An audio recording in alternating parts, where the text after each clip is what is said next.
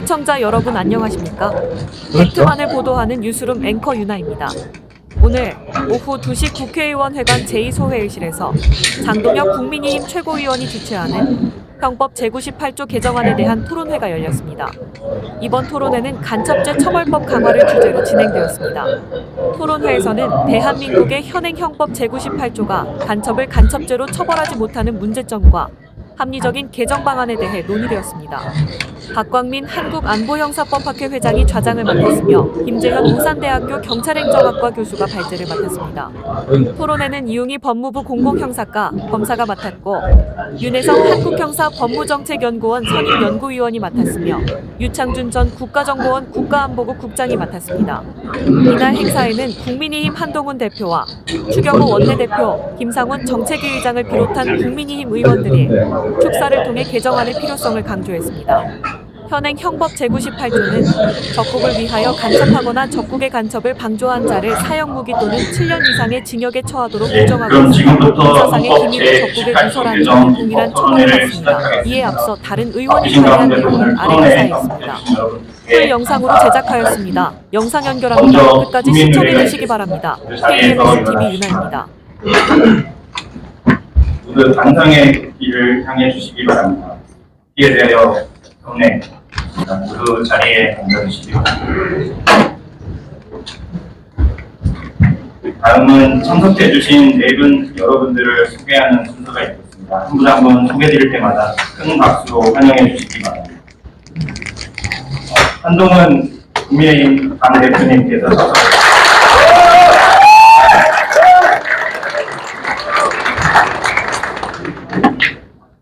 김상훈 정책위 의장님께서 참석하셨습니다.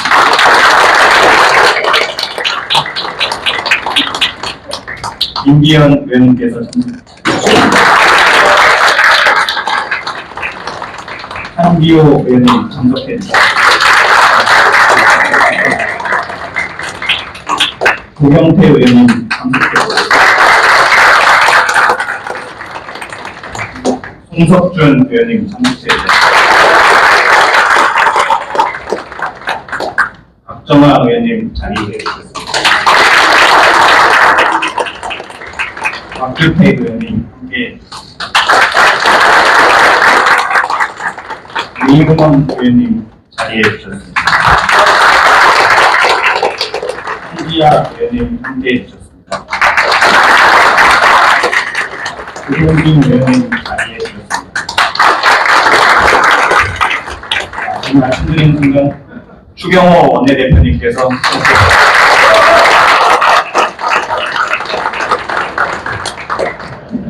유상범 의원님 자리해 주셨습니다. 김성규 의원님 함께해 주셨습니다. 최은석 의원님 자리해 주셨습니다. 강성현 의원님 자리해 주셨습니다. 박정택 의원님 함께해 주셨습니다. 김영동 의원님 함께해 주셨습니다. 정우용 의원님 자리해 주셨습니다. 이인선 의원님 함께해 주셨습니다. 박준태 의원님 함께해 주셨습니다. 소개가 안 되신 분들은 이후 다시 방금 말씀드린 임명한 최고위원님 함께해 주셨습니다. 빠지신 분들은 이후 다시 소개해드리도록 하겠습니다.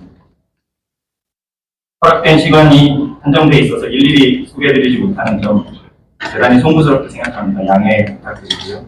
다음으로 토론회를 주최하신 장동혁 최고위원님의 개회사를 듣도록 하겠습니다. 큰 박수로 맞아주시기 바랍니다.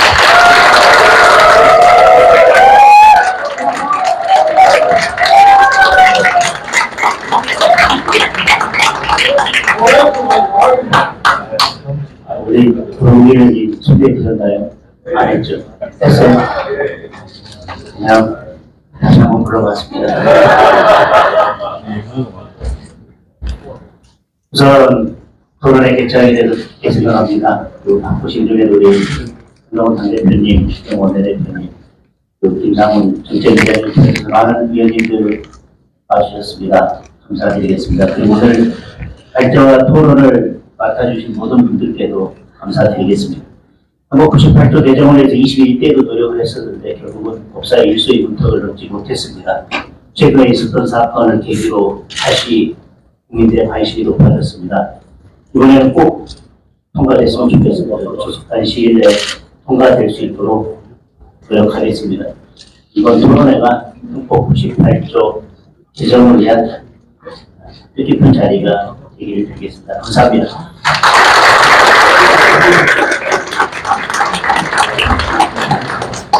그래서 오늘 토론회를 축하해 주시기 위해 자리해 주신 분들의 축사를 듣도록 하겠습니다. 먼저 국민의힘 한동훈 당대표님의 축사를 듣도록 하겠습니다.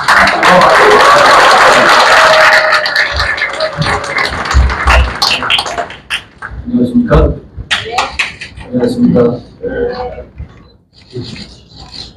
많은 의원님들이 오셨고 관계자들이 오셨는데 저는 이번 축사를 반드시 해내자는 다짐과 결의를 여기서 같이 하고 있습니다. 안전법에 있어서 법국을 외국으로 바꿉시다. 그리고 그 법을 제대로 적용할 수 있도록 국정원의 대검수사권을 부활시킵니다.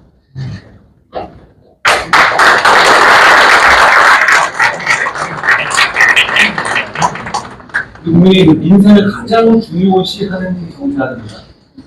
그리고 그것에 앞서는 대의는 없습니다. 그런데 안보는 가장 중요한 민생입니다. 되게 어느 나라에서 스파이를 적게 한정하는 특별한 나라가 있습니까? 근데 그럴 수밖에 없거든요. 이렇게 적국이라는 나라를 갖고 있는 상황에 있는 전 세계 나라가 별로 없습니다. 그런데 우리는 그런 이유 때문에 오히려 보호해야 할 기술을 제대로 보호해 보지 못하고 있습니다. 아주 간단합니다. 헌법에 있는 조항, 적국을 외국으로 바꾸면 됩니다. 그러면 모든 것이 합리적으로 돌아가겠습니다. 간단합니다. 그리고 그 법을 고치는 것만으로는 해결되지 않습니다. 여러분, 간첩을 수사하는데 국정원에 권위자들이 보여주시면 얼마나 걸린다고 생각하십니까? 3개월에 6개월, 1년이요?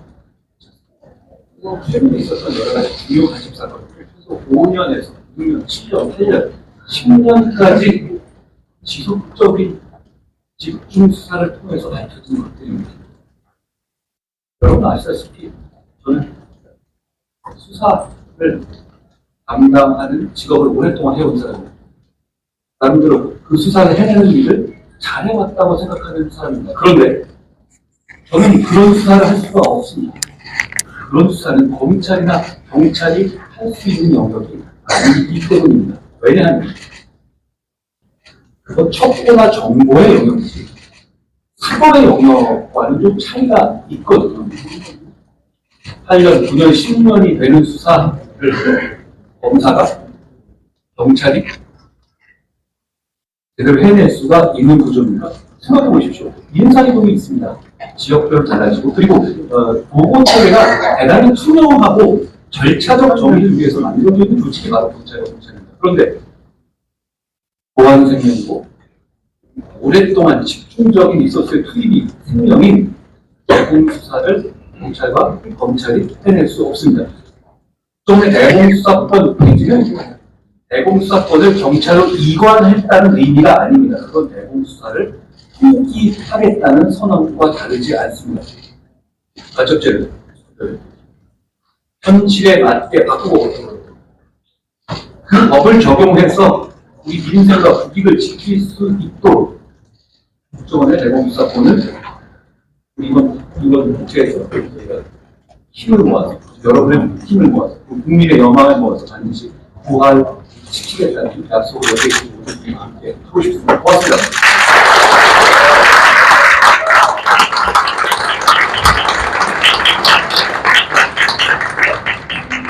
다음으로 추경호 원내대표님의 축사를 듣겠습니다.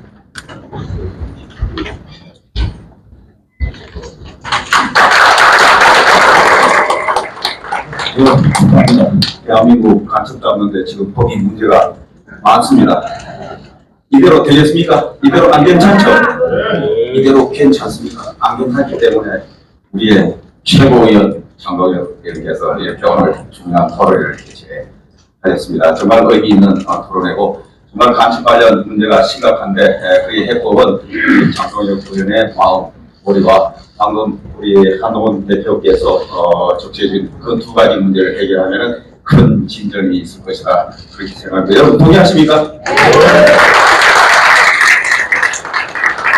그리고 우리 멋진 사나이 장동혁 최고께서 이 자리에 함께하고 계시니까 마음을 같이 하는 우리 동료회원들이 굉장히 많습니다. 우리 의원들 함께 오셨는데 여기에 보령 서천에서도 오셨죠? 네. 손 한번 들어보십시오. 네. 그래서 여러분께서 맨날 장동훈 의원 나오면 잘한다 열심히 하면서 박수 치고 우리 국회의원들 여기 맨날 박수 받던 사람들이거든요. 오늘은 저희들이 먼 길 오셨으니까 축하하러 오셨으니까 우리 국회의원들이 여러분께 큰 박수 보내겠습니다.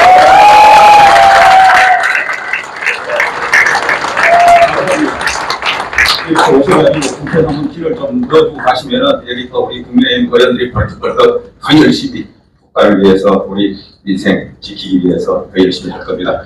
장동혁님 오늘 축하드리고 오늘 우리 대표님께서도 말씀하셨고 또 우리 장채고 의원께서 오늘 좋은 정책 지혜를 도와주실 겁니다. 원내대표로서 원내에서 확 밀어서 빨리 입법이 될 수 있도록 하는 데 최선을 다하겠습니다. 감사합니다.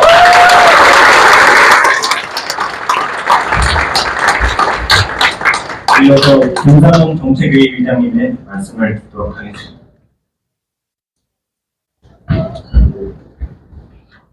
네, 반갑습니다. 인사드리겠습니다. 국회의원 김상훈입니다. 오늘 오전에 남경원 의원님이 주최하신 토론회에 제가 잠깐 참석했는데 근래 보기 드문 동료인들이 참석을 많이 하셨더라고요. 그런데 오늘 우리 장동혁 최고위원께서 개최하시는 토론회가 보니까 못지않은 의원들께서 참석을 많이 해주셨는데 딱 한 가지 차이점이 있다면 한동훈 대표님이 참석하셨어요. 네.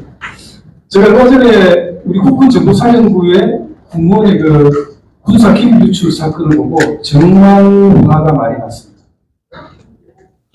그래서 오늘 우리 장동혁 최고께서 발의하신 이 법안은 21대 국회에 우리국제를 겪으면서도 결국 통과를 시키지 못했지만 이번에 반드시 통과시켜서 간첩으로 처벌할 수 있는 대한민국이 돼야 된다고 생각합니다. 여러분 동의하십니까?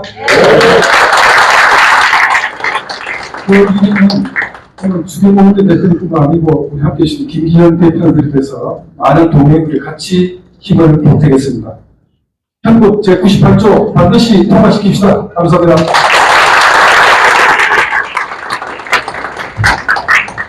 이어서 임요한 최고위원님의 축사를 모십니다.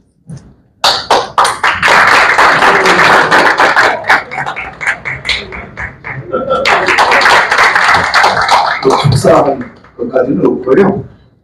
저도 꼽사리 끼어서 이런 이 법안 비슷한 걸 하나 냈는데 너무 중요한 거고 우리 장 의원님한테 축하드립니다. 너무 좋은 일입니다. 꼭 해야 될 일입니다. 감사합니다. 시간은 조금 지체되긴 했습니다만 저희 당의 중진 의원님께서 참석해 주셔서 몇 분만 축사를 청해 듣도록 하겠습니다. 김기현 의원님 축사를 좀 청하겠습니다. 안녕하세요. 반갑습니다. 저는 오늘 우리 당 실세의 장동혁 최고위원한테 분명 찍어내봤다가 갑자기 불려버렸습니다. 와서 되니까 우리 한동훈 대표님도 와 계시고 주경호 원내대표를 비롯한 많은 의원들이 와주셨습니다. 이 사안의 중요성을 누구보다 내가 시원하게 느끼겠다는 다시 확인할 수가 있었습니다. 불과 몇 년 전입니다. 얼마 오래 지나지 않았습니다. 우리의 적이라고 하면 안 된다고 하는 시대에서 여러분 기억하시죠? 네. 국군의 주적이 누구냐? 그 당연히 북한 아닙니까? 그런데 그 우리의 주적이 북한이라고 규정하는 것 자체가 잘못이라고 지적했던 그런 정권이 있었습니다. 이건 말이 됩니까, 세상에? 말 안 되죠? 근데 간첩을 간첩이라고 처벌 못하는 나라가 있다면 이 나라가 이게 정상적인 나라겠습니까? 그렇죠? 간첩을 간첩이라고 처벌하지 못한다고 우기는 사람이야말로 간첩일 것이다. 저는 그런 생각을 합니다.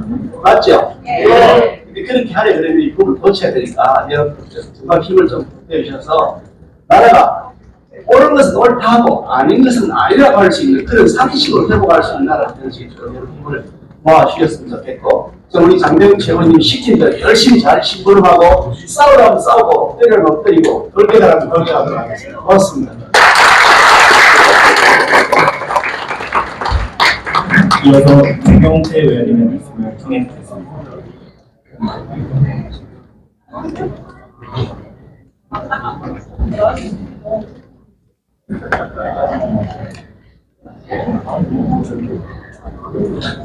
네, 안녕하세요. 저는 부산에 지역을 둔 조경태입니다.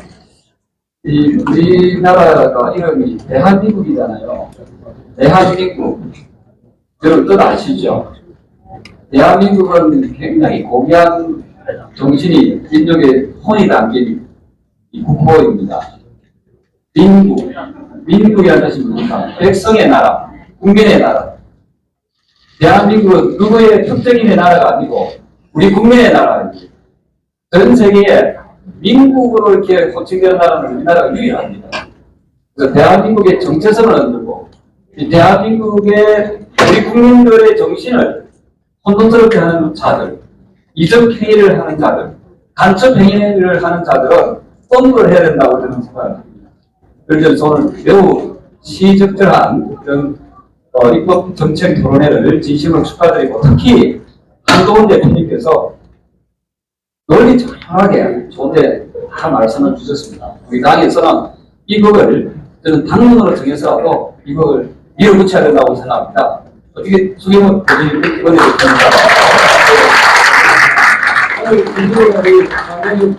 최고위원님의 입법 정책 토론회를 진심으로 축하드립니다. 감사합니다.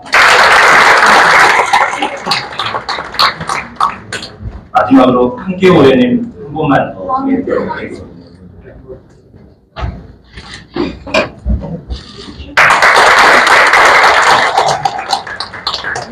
제가 군인 출신이라고 아마 시킨 줄 알았습니다. 여기 형법 8조라고 되어 있는데 그 이전에 군형법은 13조와 14조에 되어 있습니다. 지금까지 군형법도 고쳐지지 않고 있습니다.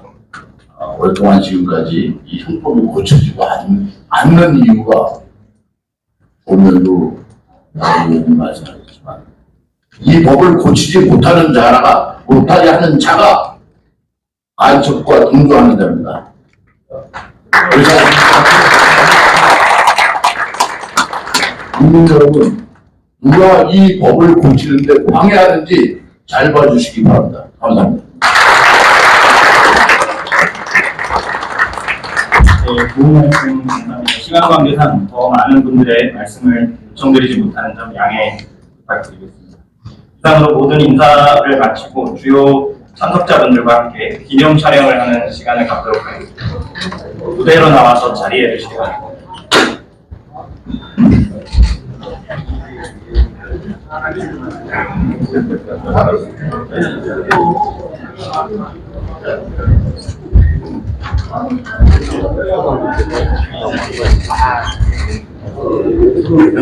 앞에 앉아주세요.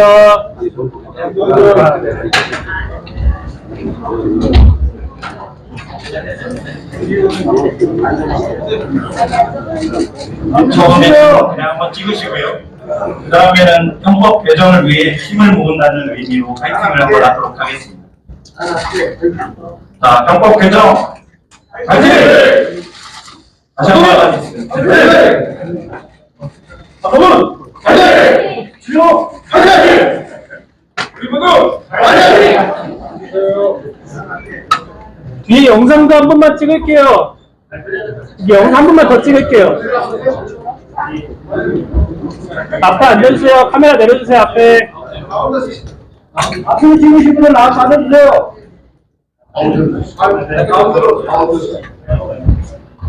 기억하십니까?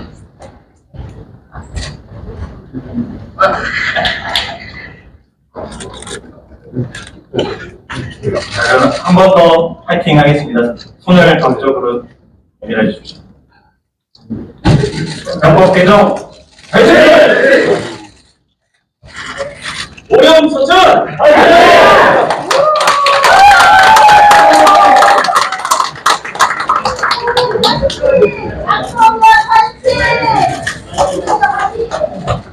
그럼 이것으로 일부 행사를 모두 마치고 본격적으로 토론회를 시작하겠습니다. 잠시 자리 정돈하는 시간을 갖도록 하겠습니다.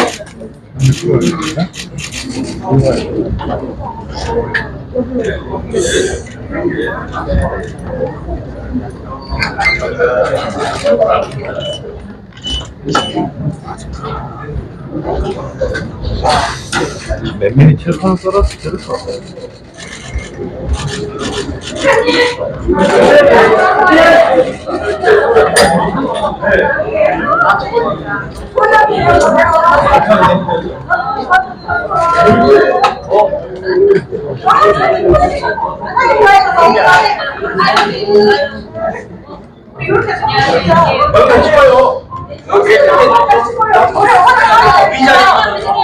아니 앞에 나가서 한번 찍어. 저 앞에 나가서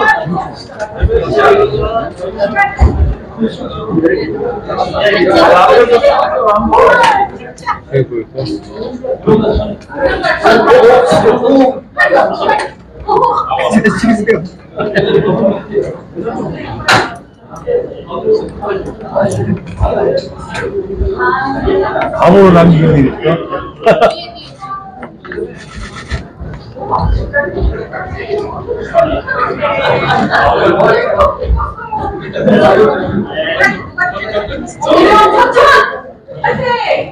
파이팅! 오염 서천 파이팅! 장동혁! 한동훈! 국민이!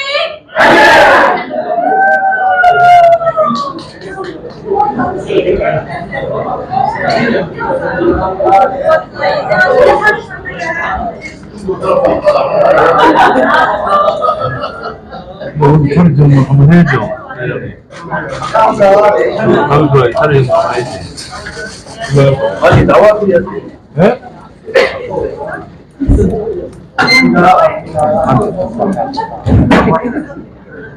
네, 2부 토론회를 시작하겠습니다. 마당 및 발표 토론자부터 자리해 주시기 바랍니다.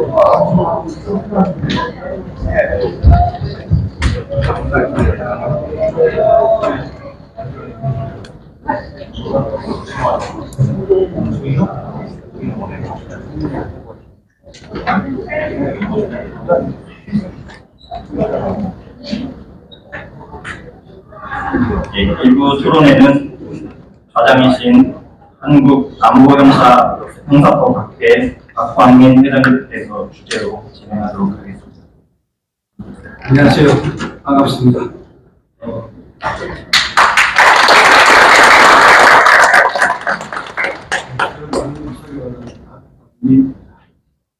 사실 오늘날 글로벌을 정보하는 일이 엄청나게 변화했었습니다. 이 엄청난 정보학력의 변화가 안보 메커니즘도 이제는 이러한 변화를 초래할 수 있어요. 아직까지 우리 인법은 민정시대의 사고와 민정시대의 개념을 행복의 규정에 담고 있는 아주 어려운 상황이 있어서 오늘 이 문제를 계기로 해서 국민들의 인식 전환을 깨하고 밝은 가치주의 행복 규정을 시대에 맞게끔 바꾸는 중요한 무기점이 될까 생각합니다. 오늘 공청회를 주재하신 장명의 의원님께 감사드리고 또 참석해주신 많은 분께 감사드립니다. 회의를 진행하기 이전에 오늘 발제를 맡으신 분과 토론을 맡으신 분과 소개해드립니다. 먼저 발제는 부산대학교 김재현 교수입니다.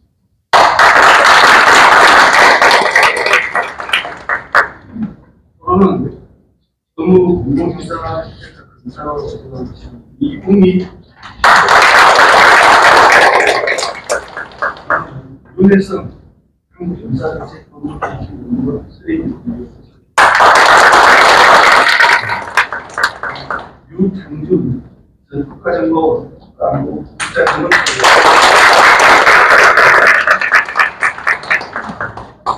모두가 다 이나라의 전문가이시고 사실은 이 98조를 개정했잖아요. 이론을 제기할 예정은 없는 사항입니다. 다시 한 번 더 주의를 상기시키고 왜 필요한지를 한번 알아보고 얘기하겠습니다. 자, 오늘 발제를 맡으신 유리한 교수님께 그럼 일찍으로 나가시는 건가요? 20분에서 60분 정도 오늘은 5분에서 7분 정도의 시간을 주셨습니다. 또 시간이 부족하다 하면 더 드릴 테니까 편안한 마음으로 하고 싶은 이야기를 하시 마이크를 이제 넘기겠습니다. 네, 안녕하십니까. 저는 부산대학교 경찰행정과 김재현 교수라고 합니다. 오늘 이렇게 형법 제98조 간첩죄 규정의 그 개정 방향과 관련해서 중요한 자리에 발표를 받게 되어서 무한의 발권에 또 감사의 말씀을 드립니다. 간첩죄라는 게 안보와 관련된 문제가 상당히 무거운 주제라고 할 수 있는데 이 자리도 무겁고 분위기가 무거운 것 같은데 무거운 분위기를 깨기 위해서 에스컬레이팅과 재칭을 발언을 했으면 좋겠는 게 제가 재치가 부족해서 계속 무거운 분위기가 유지되지 않을까라는 그런 마음으로 진행을 할 것 같습니다. 발표 시간은 한 20분에서 25분 주셨는데 사실 이 간첩죄 규정 관련해서 이렇게 논의되는 부분이 사실 적지가 않습니다. 1분 내로 모든 걸 다 담기는 부족한데 가능한 좀 간결하게 크게 이제 세 가지 측면에서 좀 접근해서 바람직한 그런 개정 방향을 말씀드리는 그런 내용으로 진행하고자 합니다. 모든 분들께서 잘 아시다시피 최근에 발생한 사건도 과거에도 사회적으로 크게 이슈는 되지는 않았지만 실제로 이제 다양한 간첩 사건이 발생했는데 정작 이제 문제가 되는 것은 범죄와 형벌을 규정하고 있는 가장 모태가 되는 기본법인 형법이 제 기능을 이제 모태해 왔다. 형법은 1953년도에 입법이 됐는데 상당히 오래됐죠. 70년 됐는데 특히 간첩죄 규정 같은 경우는 그 70년 동안에 전혀 변화가 없었습니다. 말하자면 상당히 불법이라는 거죠. 사실 이제 법이라는 거는 현 시대적 상황을 갖다가 잘 반영해서 그런 이제 매우 유용한 기능을 발휘할 수 있어야 되는데 과거의 모습들은 그치고 현재는 이제 제 기능을 못한다는 비판을 꽤나 오랫동안 좀 받아왔습니다. 그 이유 중에 하나가 토론회가 시작되기 전에 이제 많은 의원님께서 말씀해 주셨듯이 형법 98조는 매우 간단하게 규정되어 있습니다. 적국을 위하여 간첩한 자, 적국의 간첩을 방조한 자를 처벌하는 거죠. 매우 간단하게 규정되어 있습니다. 오늘날 시대에 이 적국이라는 이 개념이 적용될 수 있는 세계적으로 정말 가치가 됩니다. 물론 53년도에는 그게 가능했지만 지금 시대가 많이 변해가지고 적국에만 한정시키는 것은 현실적으로 이 형법 규정이 제 기능을 발휘하기 좀 어렵다. 그런 문제가 많이 제기되어 왔습니다. 그래서 이번에 이제 이번 사건을 통해 가지고 이제 국회에서 개정 법률안이 총 이제 10개 정도로 발의된 것으로 확인이 됩니다. 물론 지금 발제문은 이제 9개만 적어놨는데요. 그 이유는 발제문을 이제 8월 14일까지 제가 보내는 걸로 보여주는데 그걸 8월 14일날 발의된 법률안이 있어가지고 안타깝게 좀 누락된 수준이 있습니다. 9개 정도 제가 준비를 해놨는데 어쨌든 이 개정 법률안들의 모든 공통점을 보면은 적국뿐만이 아니라 외국 또는 외국인 단체를 위한 간첩 행위도 처벌할 수 있도록 간첩죄 성범위를 좀 넓히는 방향에 있어서는 공통점을 발견을 할 수가 있습니다. 근데 이제 세부적으로 좀 뜯어보면은 조금씩 차이가 있는데 지금 발의된 법률안들이 정말 완전 무관하냐 그렇지가 않습니다. 그래서 문제점들을 오늘 이 자리에서 크게 이제 세 가지 관점에서 말씀을 드리고 합리적인 그런 개정 방향을 말씀드리고자 합니다. 그래서 그 세 가지의 큰 문제점을 간단하게 좀 먼저 말씀을 드리자면 아까 말씀드렸듯이 일단 이제 적국이 한정돼 있다는 점. 그래서 어디까지 그 범위를 넓힐 것이냐. 이게 첫 번째 문제고요.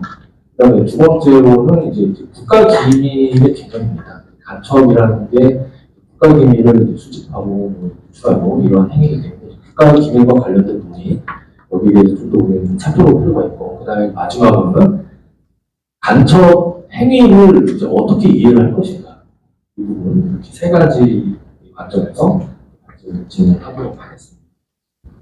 그래서 첫 번째 이제 그 적국에는 한정된 문제점에 대해서는 제가 자꾸 이제 반복해서 말씀을 드리지만 정말 이제 개정되어야 될 부분이고 이 부분에 대해서 정말 당연한 부분이 아닌가 싶습니다. 그래서 지금 개정 법률안도 모두 외국 단체까지 확장을 하고 있는데 첫째 이제 문제가 뭐냐면은 대한민국에서 발생하고 있는 그런 간첩죄의 유형들을 살펴보면은 북한을 위한 간첩 행위들이 대부분이 아닌가 생각합니다.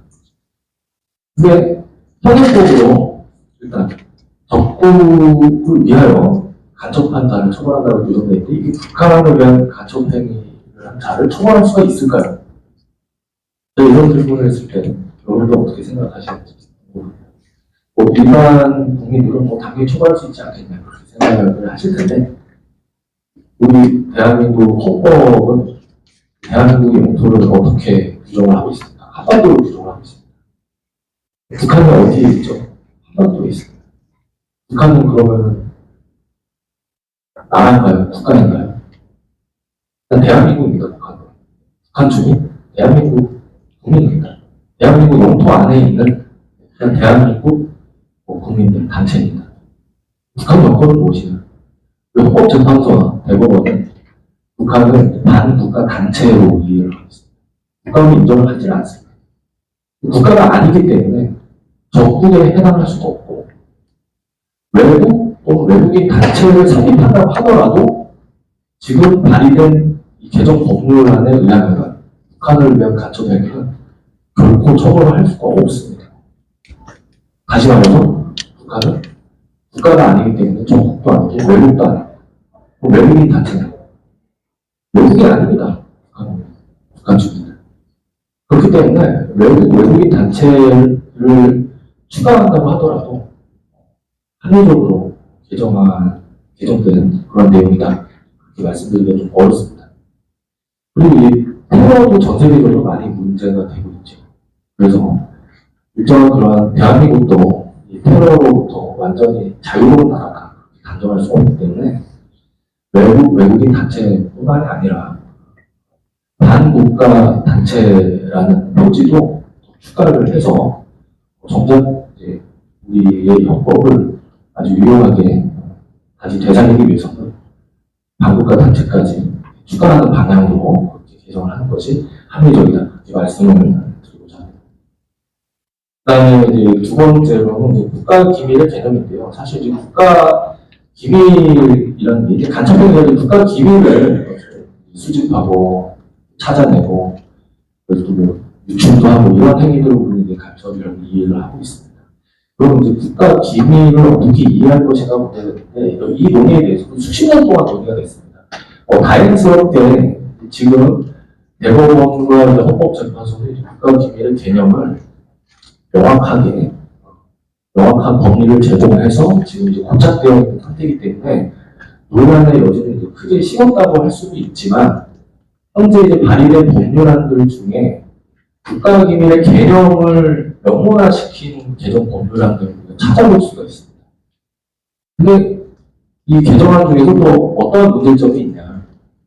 문제점 말씀드리기 전에 국가기밀의 그 개념에 대해서 먼저 말씀드리겠습니다. 헌법재판소 대법원이 얘기하고 있는 국가기밀의 개념은요, 두 가지 요건을 갖춰야 됩니다. 일단 공개된 것이면 안 됩니다. 한정된 사람만 알 수 있어야 돼요. 당연히 극히 상식적인 얘기죠. 그래서 비공개성이라는 요건이 갖춰져야 됩니다. 두 번째, 정말 기밀로서의 가치가 있는 것이어야 합니다. 실질적으로 기밀로서의 가치가 있는 것이어야 된다. 그래서 이것을 이제 실질비성이라고 표현했습니다. 그래서 두 가지 요건, 비공지성, 실질비성이라는 두 가지 요건을 갖춰야만이 국가 기밀이 될 수 있다.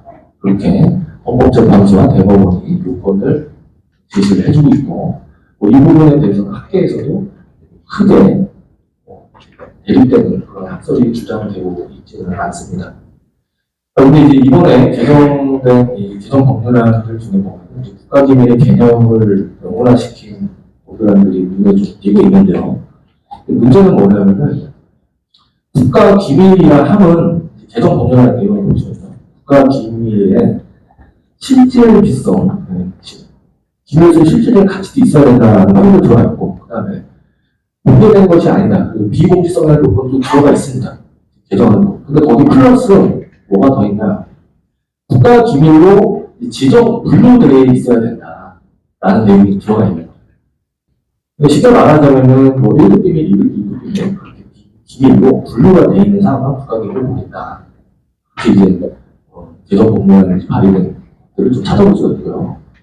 그 다음에 지금 우리 간첩죄 규정 보면 1항하고 2항으로 구성이 되어 있는데 2항 같은 경우는 이제 군사상의 기밀을 누설한 자도 간첩자랑 똑같이 처벌하겠다. 그렇게 규정이 되어 있습니다. 근데 지금 개정법률안을 보면 군사 기밀의 경우에는 비공지성하고 실질의 비성 두 가지만 갖추면 이제 군사 기밀을 하겠다. 그렇게 이제 규정이 되어 있습니다. 근데 국가 기밀하고 군사 기밀의 관계는 어떻게 이해를 해야 될까요, 여러분? 국가 기밀의 일종입니다. 군사 기밀. 군사 기밀하고 국가 기밀하고 그냥 분리된 그런 관계가 아니라 국가 기밀의 범주 속에는 군사 기밀도 당연히 들어가는 겁니다. 그렇기 때문에 지금 개정법률안들 중에 보면 아까 말씀드렸듯이 국가 기밀이라 하면 비공개성, 실질비성, 그 다음에 형식 지정돼 있어야 된다. 형식까지 세 가지를 갖춰야 된다라고 얘기를 해놓고 하위 개념인 종개념인 군사 기밀에 있어서는 비공지성과 실질비성을 갖추고 된다. 그렇게 얘기하는 것은 입법 체계상으로 좀 논리적이지 못하다는 문제가 발생하죠. 이런 비판을 면하려면은 군사 기밀이든지 국가 기밀이든지 동일한 그런 개념을 명문화시킬 필요가 있고, 그 다음에 군사 기밀도 국가 기밀의 일종인 이상 군사 기밀 누설죄 규정을 따로 항을 만들어가지고 규정할 이유는 좀 없어 보인다라고 생각합니다. 그래서 국가 기밀의 개념에 대해서 이제 앞으로 이제 더 이제 입법안이 발의도 될 수 있다는 바람직한 또 합리적인 그런 논리적인 그런 개정 방향 이런 말씀을 드린 겁니다. 그 다음에 이제 명문으로 국가 기밀의 요건을 갖다가 이렇게 명문화 시키는 거는 일단 뭐 대법원 헌법재판소가 이제 법률을 제공하고 있기 때문에 큰 문제는 뭐 없다고 보여지지만 그래도 실질비성과 비공개성이라는 요건을 갖다가 이제 명문으로 삽입을 하면 오히려 뭐 인권 보장적 관점에서는 상당히 바람직한 것이 아닌가 생각합니다. 그다음에 이제 마지막으로 이제 살펴봐야 될 것은 상당히 또 이거 중요한 내용이라고 할 수 있는데요. 간첩의 개념을 이제 어떻게 이해할 것인가입니다. 아까도 말씀드렸듯이 헌법 98조 1항은 이제 어떻게 규정되어 있냐? 적군을 위하여 간첩한 자, 적군 간첩 방조한 자를 처벌하는 것으로 규정되어 있습니다. 간첩한 자이기 때문에 이 간첩이라는 것은 사람이 아니라 일정한 행위 유형을 의미하겠죠. 그래서 우리 그 형법학계에서는 많은 이제 또 해석론들이 주장되고 있는데, 간첩의 개념을 국가 기밀을 탐지 수집하는 행위다. 그렇게 주장하는 입장이 있고, 탐지 수집만으로도 부족하고 우선까지 해야만이 간첩이다. 그렇게 주장하는 입장이 있습니다. 그래서 크게 두 가지 입장이 대립을 하고 있습니다. 어느 주장에 따르든 크게 문제가 되지 않을 것 같다는 생각이 들 수도 있지만 가장 큰 문제점은요. 국가 기밀의 탐지, 수집, 그 다음에 누설까지 해야만 간첩이 된다라고 이해를 한다면은 탐지, 수집만 했을 때 범인이 발각된다. 간첩죄로 처벌 못합니다. 간첩죄 미수로 처벌하게 된다. 근데 간첩의 개념을 탐지 수집했을 때 간첩이 된다고 이해한다면 미수가 아니라 이제 기수로 처벌을 할 수 있습니다. 그렇기 때문에 이 범죄의 성립 시기가 달라지는 그런 차이가 있습니다. 어떤 게 더 타당하냐? 국가 이 안보와 관련된 중대한 법익을 좀 더 두텁게 보호하기 위해서는 범죄 성립 시기를 좀 더 이제 일찍 인정하는 그런 이제 방향이 바람직한 것으로 보이는데, 지금 우리 이 개정 법률안들을 보면은 이 간첩 행위의 유형들을 구체적으로 좀 명문화해놓고 있는 그런 규정들을 찾아볼 수가 있습니다.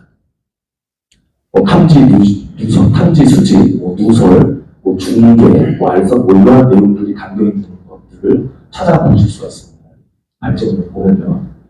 그래서 이 유용한 것이 이제 과연 타당하냐, 타당하지 않냐, 그 부분에 논의가 있을 수도 있지만은, 일단, 현재 간첩의 개념을 놓고 학계에서 좀 첨예하게 대립을 하고 있기 때문에, 대립을 하고 있다는 것은 다툼의 소지가 크다는 겁니다. 그래서 다툼의 소지를 좀 잠재우려면 입법으로 좀 해결하는 게 가장 깨끗합니다. 가장 깔끔합니다. 그래서 일단 그러한 관점에서는 이제 간첩 행위의 유형을 좀 구체적으로 명문화할 필요성도 있다라고 생각이 듭니다.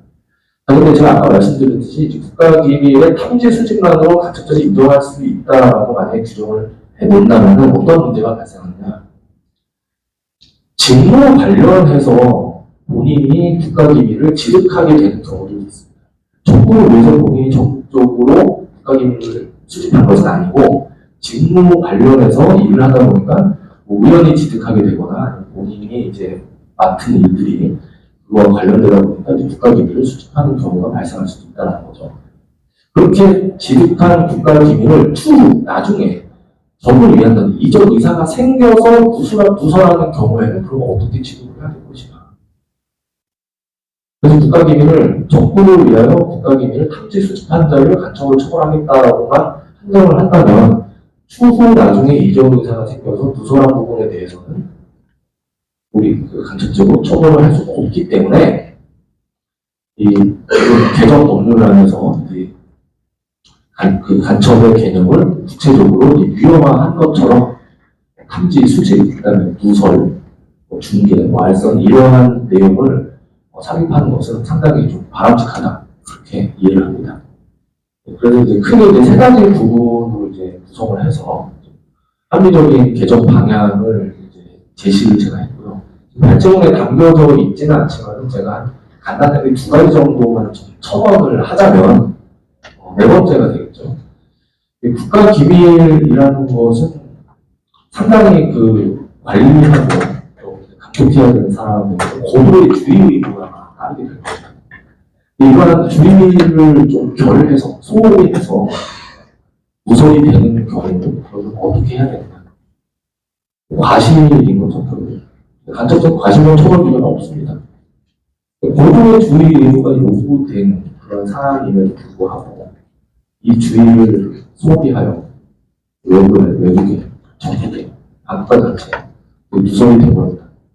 이러한 경우도 이제 과실범을 처벌하는 규정을 신설할 필요성이 있지 않습니다. 물론 간첩죄하고는 고의범인 간첩죄하고는 좀 형의 차등을 둘 필요가 있겠죠. 그 다음에 마지막으로 간첩죄가 성립을 하려면 적국을 위한 사람, 이적 의사한테 반드시 필요합니다. 그 목적이라는 게 반드시 필요합니다. 그런 목적을 가지고 국가기밀을 탐지 수집을 해야 합니다. 근데 만약에 이적 의사가 없이 탐지 수집을 하는 경우에는 그럼 어떻게 해야 될까요? 이적 의사 없이. 이런 경우에도 처벌할 수 있는 규정은 헌법상에 존재를 하지 않습니다. 근데 외국에 법률 선진국이라고 불리는 독일에도 이러한 규정도 찾아볼 수가 있습니다. 이러한 그런 외국의 선진 입법례들의 또 뭔가 시선점을 반영을 하자면 이적 의사 없이 국가기밀을 탐지 수집해서 누설하는 경우도 간첩죄보다는 이제 그 이적 의사가 없기 때문에 좀 더 가벼운 그러한 이제 형벌로 처벌하는 법률을 또 신설하는 것도 우리 국가 안보를 두텁게 보호하기 위한 방향으로 합리적이고 바람직한 것이 아닌가 그렇게 생각합니다. 오늘 제가 준비한 발제는 간단하게 이것으로 마치도록 하겠습니다. 감사합니다. 감사합니다. 좋은 말씀 잘 들었습니다. 여태까지 21대 국회에서 또는 22대 국회에서도 지금 개정안이 많이 나왔는데 오늘 발제본의 가장 큰 특징은 22대 국회에서 개정안으로 나온 법률안을 중심으로 해서 그것을 비교하고 검토하면서 보완해야 될지 뭔가를 밝혔다는 점에서 상당히 의미 있는 발표가 아니었겠는가 이렇게 생각합니다. 내용들은 다 비슷비슷하지만 헌법 해석에 들어가서 실질적 차이가 나는 점, 예를 들어서 적국을 없애고 애국 단체로만 해도 되느냐? 그럼 북한은 적국이냐 반국가 단체이냐 이렇게 개념을 시작한다든지, 그럼 국가 기밀의 가장 중요한 요소인 비공개성 또는 실질적 보호가치성 이런 것들을 판례가 또 헌법재판소 인정하고 있는 것들을 우리가 어떻게 받아들여서 이 법안을 하는 것이 옳으냐 옳지 않느냐는 간접 개념의 범위라는거요. 간접 개념 범위를 수직 탐지뿐만 아니라 누설까지도 포함하느냐 아니냐에 관한 개인적인 의견을 밝혔기 때문에 아마 21대 국회가 10개의 개정법률안을 그중에서 어떤 것들을 어떻게 취사 선택해서 개정해 나가는지 할 때는 오늘 발제문이 중요한 가치가 있지 않을까 개인적으로 그렇게 생각합니다. 자, 제 이야기는 그만하고 토론자로 이 토론의 순서대로 가도록 하겠습니다. 먼저 토론은 이웅희 본사님한테 먼저 발표를 시키고 5분 내지 7분 정도로 해주시면 고맙겠습니다. 예, 감사합니다. 안녕하십니까. 법무부 공공영상과 이웅희 검사입니다. 먼저 여러 가지로 바쁘신 와중에도 헌법제 98조 간접제의 개정 필요성에 대한 토론의 자리를 마련해 주신 정의원 최고위원님과 관계자 여러분께 감사의 말씀을 드립니다. 현재 법무부에서 안보 업무를 담당하고 있는 실무자로서 이 자리에 참석하게 되어 매우 뜻깊게 생각합니다. 현행법상 간접제 처벌 공백 등 한계를 분석한 다음 국가안전보장을 위하여 적법뿐만 아니라 외국 및 일정한 단체를 위한 행위까지 확대하고 간접행위 유형을 명확하게 명문할 필요가 있으며 국가기밀 누설행위까지 간접제로 포섭하는 방향으로 개정되어야 한다고 말씀해 주신 김정 교수님의 말씀에 깊이 공감합니다. 저는 발제해 주신 주제들에 대하여 이전 국회 등에서 지금까지 논의되었던 내용들에 대해 말씀드리고 이를 바탕으로 개정 방안에 대해 말씀드리겠습니다. 현행 헌법상 간접제는 적과 우방이 뚜렷이 구분되던 냉정시대의 재정법이 그대로 유지되어 오고 있습니다. 그러나 국제정세의 변화에 따라 적국의 개념이 모호해지고 법제관계 유무와 상관없이 국가기밀의 해외 유출을 방지할 필요성이 증대되고 있습니다. 이에 따라 간접행위 상대방을 왜곡 등으로 확대하여 국가안보의 범위를 확장할 필요성이 대두되었고 2004년 17대 국회에서 적국을 왜곡 또는 왜곡인의 단체로 대체하는 내용의 개정안을 처음 발의한 이래 제22대 국회에 이르기까지 관련 개정안이 꾸준히 발의되었습니다. 다만 제21대 국회 이전까지는 제대로 된 논의가 이루어지지 못하였고 제21대 국회에서는 법제사법위원회 소위에서 논의가 이루어지고 대안 마련 절차까지 진행이 되었으나 대안에 대해 논의하던 중 임기 만료 폐지되었습니다.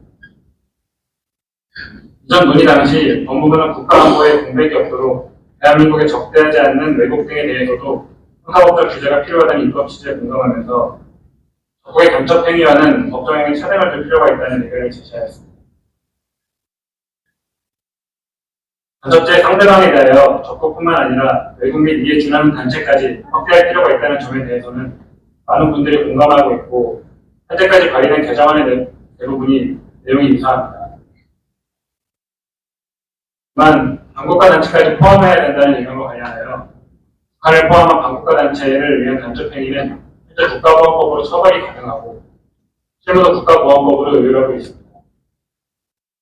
최근 북한은 대한민국을 주적으로 규정하고 적대 행위를 활발히 지속하고 있는 상황에서 북한에 대한 행위를 상세히 규정한 국가보안법은 여전히 그 필요성이 있습니다. 헌법상 간접제의 범위에 반국가 단체를 포함할 경우 국가보안법 개정이나 폐지로 이어질 수 있는 점을 고려하여 신중하게 검토할 필요가 있다고 생각합니다. 간접 행위 및 객체를 구체할 필요성에 대해서는 쟁점별로 살펴보겠습니다. 먼저 간접 행위 객체인 국가기밀에 대한 부분입니다. 판례는 간접 행위 객체인 기밀에 대해 공사장은 물론 정치, 경제, 사회, 문화, 사상 등 기밀에 속한 사항으로 판시한 바 있습니다. 즉 간접 행위의 객체인 국가기밀에는 군사기밀이 포함된다는 것이 확립된 판례의 태도이며 이 공직성과 실질성을 요건으로 국가기밀을 엄격하게 해석하고 있습니다. 이러한 판례의 태도에 더하여 포괄적 안보 개념이 도입되고 전면전의 양상을 띠는 현대전의 속성 등을 고려하면 군사상의 기밀을 국가기밀과 별도 취급할 실효성은 없다고 생각합니다. 이전 국회에서는 위와 같은 관점에서 간접행위 객체를 국가기밀로 규정하고 군사상의 기밀을 적극으로 누설하는 것을 처벌하는 규정은 삭제하는 것으로 대안에 대한 논의가 진행되었습니다. 다만 외국에 대한 간접죄에 대해서도 국가기밀의 범위를 동일하게 적용하면 지나치게 광범위하다는 의견이 있었고 국가기밀의 정의가 불명확하다는 주장도 있었습니다. 다음으로 간접행위 구체화에 대한 부분입니다. 먼저 판례는 간접행위를 국가기밀에 속한 사람을 탐지, 수집하는 행위라고 판시한 바 있습니다. 그러나 탐지, 수집 행위 없이 이미 지득하고 있던 기밀을 조사를 전달하는 경우는 군사기밀이 아닌 이상 처벌의 분명히 발생합니다. 헌법상 간접죄와 달리 국가보안법은 국가기밀을 탐지, 수집, 누설, 전달, 중개하는 행위를 모두 처벌하고 있습니다. 개인적인 의견으로는 국가보안법과 동일한 형태로 간접행위를 구체할 필요가 있는 것으로 이전 국회에서도 이러한 형태로 구체하는 것이 대안으로 논의되었으며 탐지, 수집과 누설 등 행위는 행위 태양과 제실의 차이가 있으므로 적국이 아닌 외국 등을 대상으로 한 경우 군사기밀 보호법과 같이 법정형을 차등하여 사안에 따라 법원이 양형으로 구체적 타당성을 기할 수 있도록 하였습니다. 마지막으로 발제문에서는 주로 다루어지지는 않았으나 발의된 개정안에 포함되어 있는 산업상의 기밀 유출을 간접죄에 포함하는 것에 대해 살펴보겠습니다. 현대사회에서는 산업상의 기술 유출, 즉 경제 안보가 전체 국가 안전에 미치는 영향이 매우 확대되었습니다. 이에 따라 이전 국회에서도 산업상의 기밀 유출을 포함해야 되는지에 대한 논의가 있었습니다. 당시 법원행정처는 산업상의 기밀 유출은 현행 산업기술보호법, 방산기술보호법 등 특별법상 외국에서 사용할 목적으로 기술을 유출하는 행위와 구성 요건이 중복되므로 체계적인 검토가 필요하다는 입장을 밝히기도 하였습니다.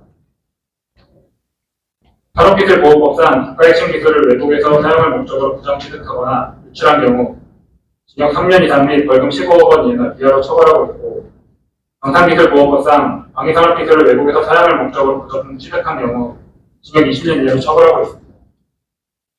다만 이러한 특별법들은 구성 요건이 복잡하며 성폭한 간접죄에 위하여 법정형이 전체적으로 낮게 규정되어 있으므로 적국이나 외국 등이 깊이 개입한 산업기술 유출 행위를 간접죄로 포섭할지 여부에 대해 앞으로 논의가 필요할 것으로 보입니다.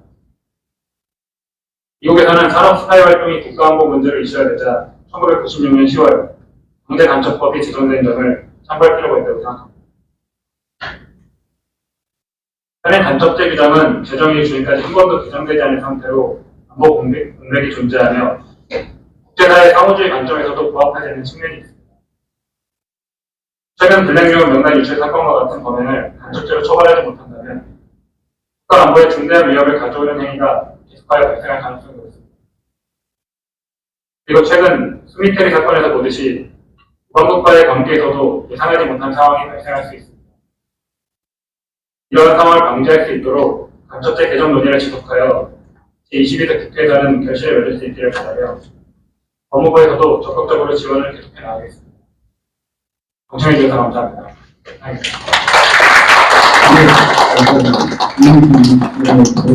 들었습니다. 기본적으로는 아까 이야기한 거와 마찬가지로 지금 대한민국의 현재는 스파이 천국이라고 이야기할 수 있을 정도로 국가안보개념이 판례된 시대로 접어들면서 전부 다 그 국가 중심에서 비국가 중심으로 또는 군사 중심에서 비군사 중심으로 옮겨가면서 또 미국, 독일, 일본은 아닙니다. 중국 등을 비롯해서 모든 나라에서 실질적으로 개인이나 단체나 국가나 이런 것을 포함해서 국가의 이익과 자국의 안전보호를 위해서 노력하고 있는 마당에 유독 우리나라만 이렇게 알러리게 또는 안하무인의 안보 대세를 취하고 있다는 것은 문제가 아니라고 할 수가 없습니다. 자, 그렇지만 오늘 영희공사님의 토론 내용은 발제문의 내용 중에서 좀 더 보완적인 부분들을 보여주고 있습니다. 그리고 또 다른 점, 특히 방국가단체를 포함시킬 경우에는 이 방국가단체는 국가보안법에서 들어가 있기 때문에 잘못하면은 국가보안법의 폐지 문제까지 엮이게 되는 우리가 있으니까 조금 신중할 필요가 있다는 점, 좀 차이를 보이고 있습니다만, 발표자의 답변은 다른 발제자의 이야기를 듣고 한꺼번에 듣는 방향으로 진행을 하도록 하겠습니다. 예. 그 다음 토론은 윤혜성 선임 국무위원님의 토론을 듣도록 하겠습니다. 네. 우크라이나도 러시아의 전쟁이 금방 끝날 줄 알았더니 3년 가까이. 그러니까 이걸 보면서 느낀 점은 국가가 있어야지만 국민이 행복하고 결국 안보의 중요성은 더 크다 이렇게 생각합니다. 최근에는요 안보의 개념이 변화되고 있습니다. 신안보 개념이라고 해서요 경제, 재난, 안보, 안전, 테러, 신안보입니다. 안보의 범위가 그만큼 넓어지고 있는데요. 그러면 그 넓어진 대상만큼 간첩도 더 넓어져야 됩니다. 그래야지만 테러, 산업 스파이, 간첩, 뭐 이런 간첩들을 다 규제를 할 수가 있게 됩니다. 근데 우리나라는요, 70년대 규정, 70년이 넘도록 냉전시대의 규정이 된 거예요. 사실상 사문화된 적국, 옛날에 냉전시대 소련 중동이 다른데 지금은 다르죠. 지금은 테러, 글로벌 시대, 적국이라는 개념이 보호해주고 있습니다. 신안보 세상. 이런 세상에서 사문화된 규정을 그냥 존치할 수는 없다. 반드시 헌법 제98조를 개정해야 되는데요. 이때 장점이 굉장히 큽니다. 우선은요, 산업 스파이로부터 보호할 수가 있습니다. 산업 스파이를 방지하기 위해서는요, 우리나라에서 두 가지 법이 있습니다. 첫 번째는 영업 비밀 방지법, 일명 부정경제 방지법이죠. 그 다음에 산업 기술 유출 방지법입니다. 근데 이 법에 난점이 있습니다. 부정경제 방지법은요, 영업 비밀하고 특허를 보호하는 법이에요. 대상이 달라요. 그럼 그 이에 비밀 관리성과 비공지성이 없는 비밀, 영업 비밀은 처벌의 공백이 있습니다. 두 번째, 산업기술 유출방지법상의 대상은요, 지정된 산업기술이에요. 그럼 지정화된 산업기술은요, 역시 처벌의 공백이 있습니다. 그럼 이것들을 산업 스파이가 훔쳤을 때 뭘로 처벌하느냐? 처벌을 못합니다. 그 다음에 저는 이때 정말 무섭는데요. 전 정권 시대에 테러 방지법을 발의하는데 왜 필러버스티를 하지? 북한은 테러가 방지법이라면 규제 자체가 안 돼요. 근데 왜 저렇게 난리를 칠까? 테러 방지법을 보면요. 제2조에 유엔이 지정한 단체에 한해서 테러 방지법이 적용됩니다. 우리가 알고 있는 IS는요. 유엔에서 지정하지 않았어요. 근데 이거를 왜 산업스타일 당연히 테러, 전 국가, 전 세계에서 규제를 하는 그런 테러 단체를 왜 우리나라는 왜 이렇게 난리치지? 전 이해가 안 됐어요. 근데 알고 보니까 뭐 북한이 들어간다고 해서 난리쳤다고 하는데 정말 답답했습니다. 좀 법을 알고 좀 필러버스틱 했으면 좋겠습니다. 근데 마찬가지입니다. 테러 방지법상에도요, 유엔에서 지정한 테러 단체가 아닌 이상은요, 처벌을 못합니다.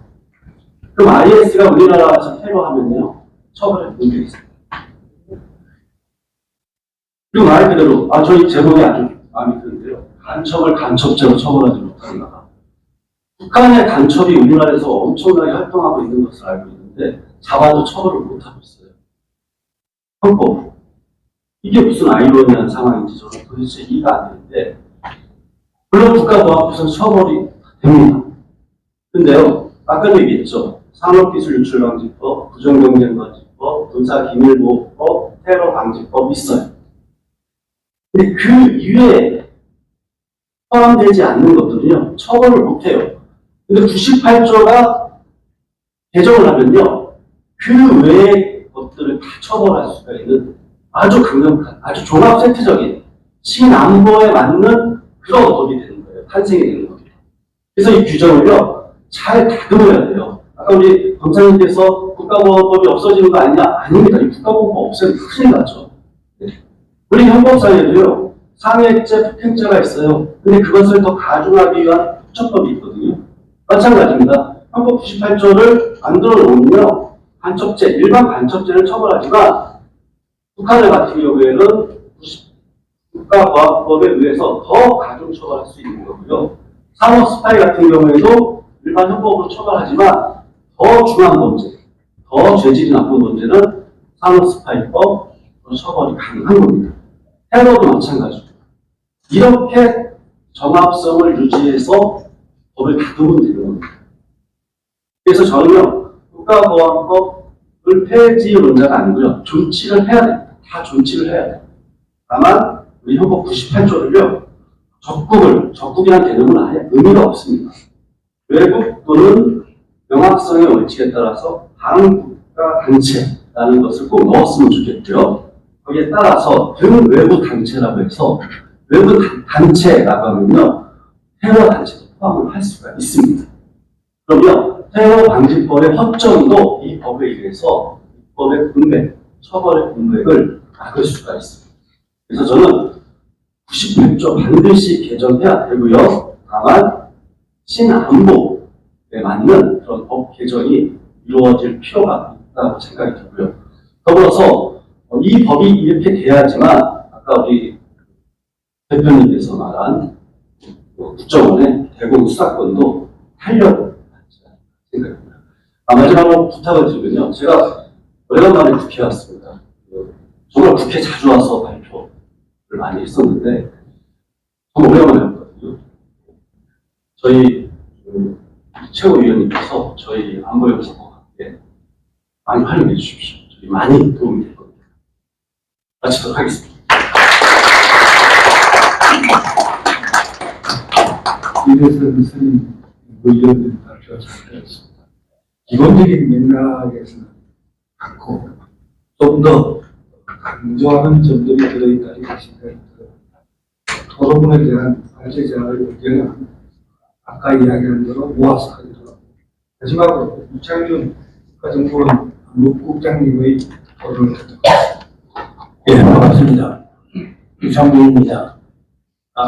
사실 퇴직한 지가 한 3년 됐습니다. 그럼에도 불구하고 사실 정보기관에서 업무를 했던 사람이 이렇게 공개적 임상에 나와서 얘기를 한다는 것 자체가 대단히 참 생경하고 부담도 됐던 부분이 있지만은 사안이 워낙 중요하고 또 제가 이 업무를 직접 했기 때문에 꼭 필요하다는 나와서 이것을 말씀을 드려야 되겠다 생각을 합니다.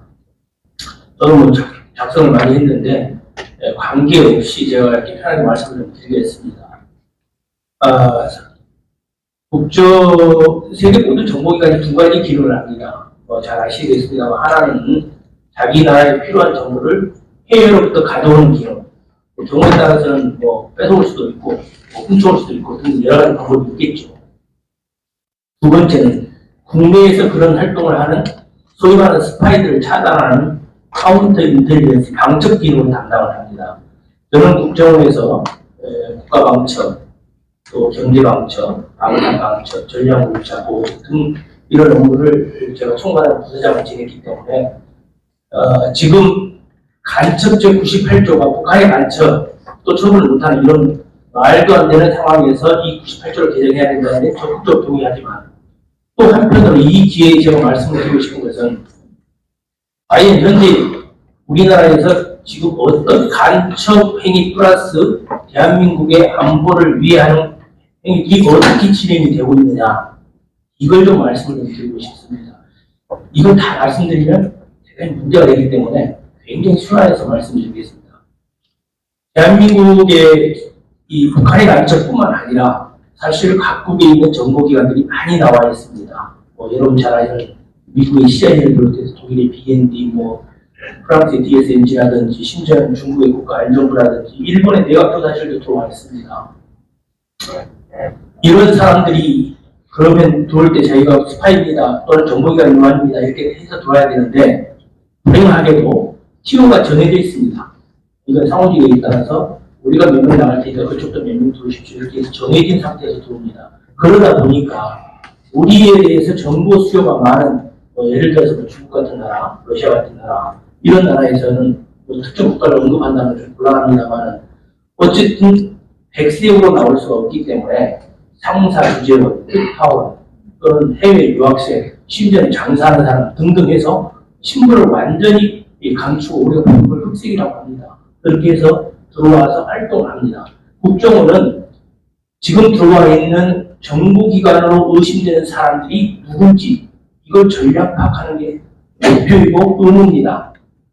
제가 국장으로 있으면서 직원들한테도 가급적 저는 다 누가 외국의 정보기관인지 좋은 의미진들, 나쁜 의미들 미안합니다. CIA까지도 과연 우리가 공개적으로 활동하는 사람 플러스 또 혹시나 더 들어와 있는지를 저희가 사실 들여다보고 있고 이건 저희 국정원만 하는 게 아니고 여러분께서 해외에 나가도 주재반으로 나가든 외교관으로 나가든 해당 방첩기관은 반드시 그런 역할을 하게 돼 있습니다. 그래서 양쪽 다 그런 부분들이 참가 방패로 어느 정도 용인이 된다고 하겠습니다.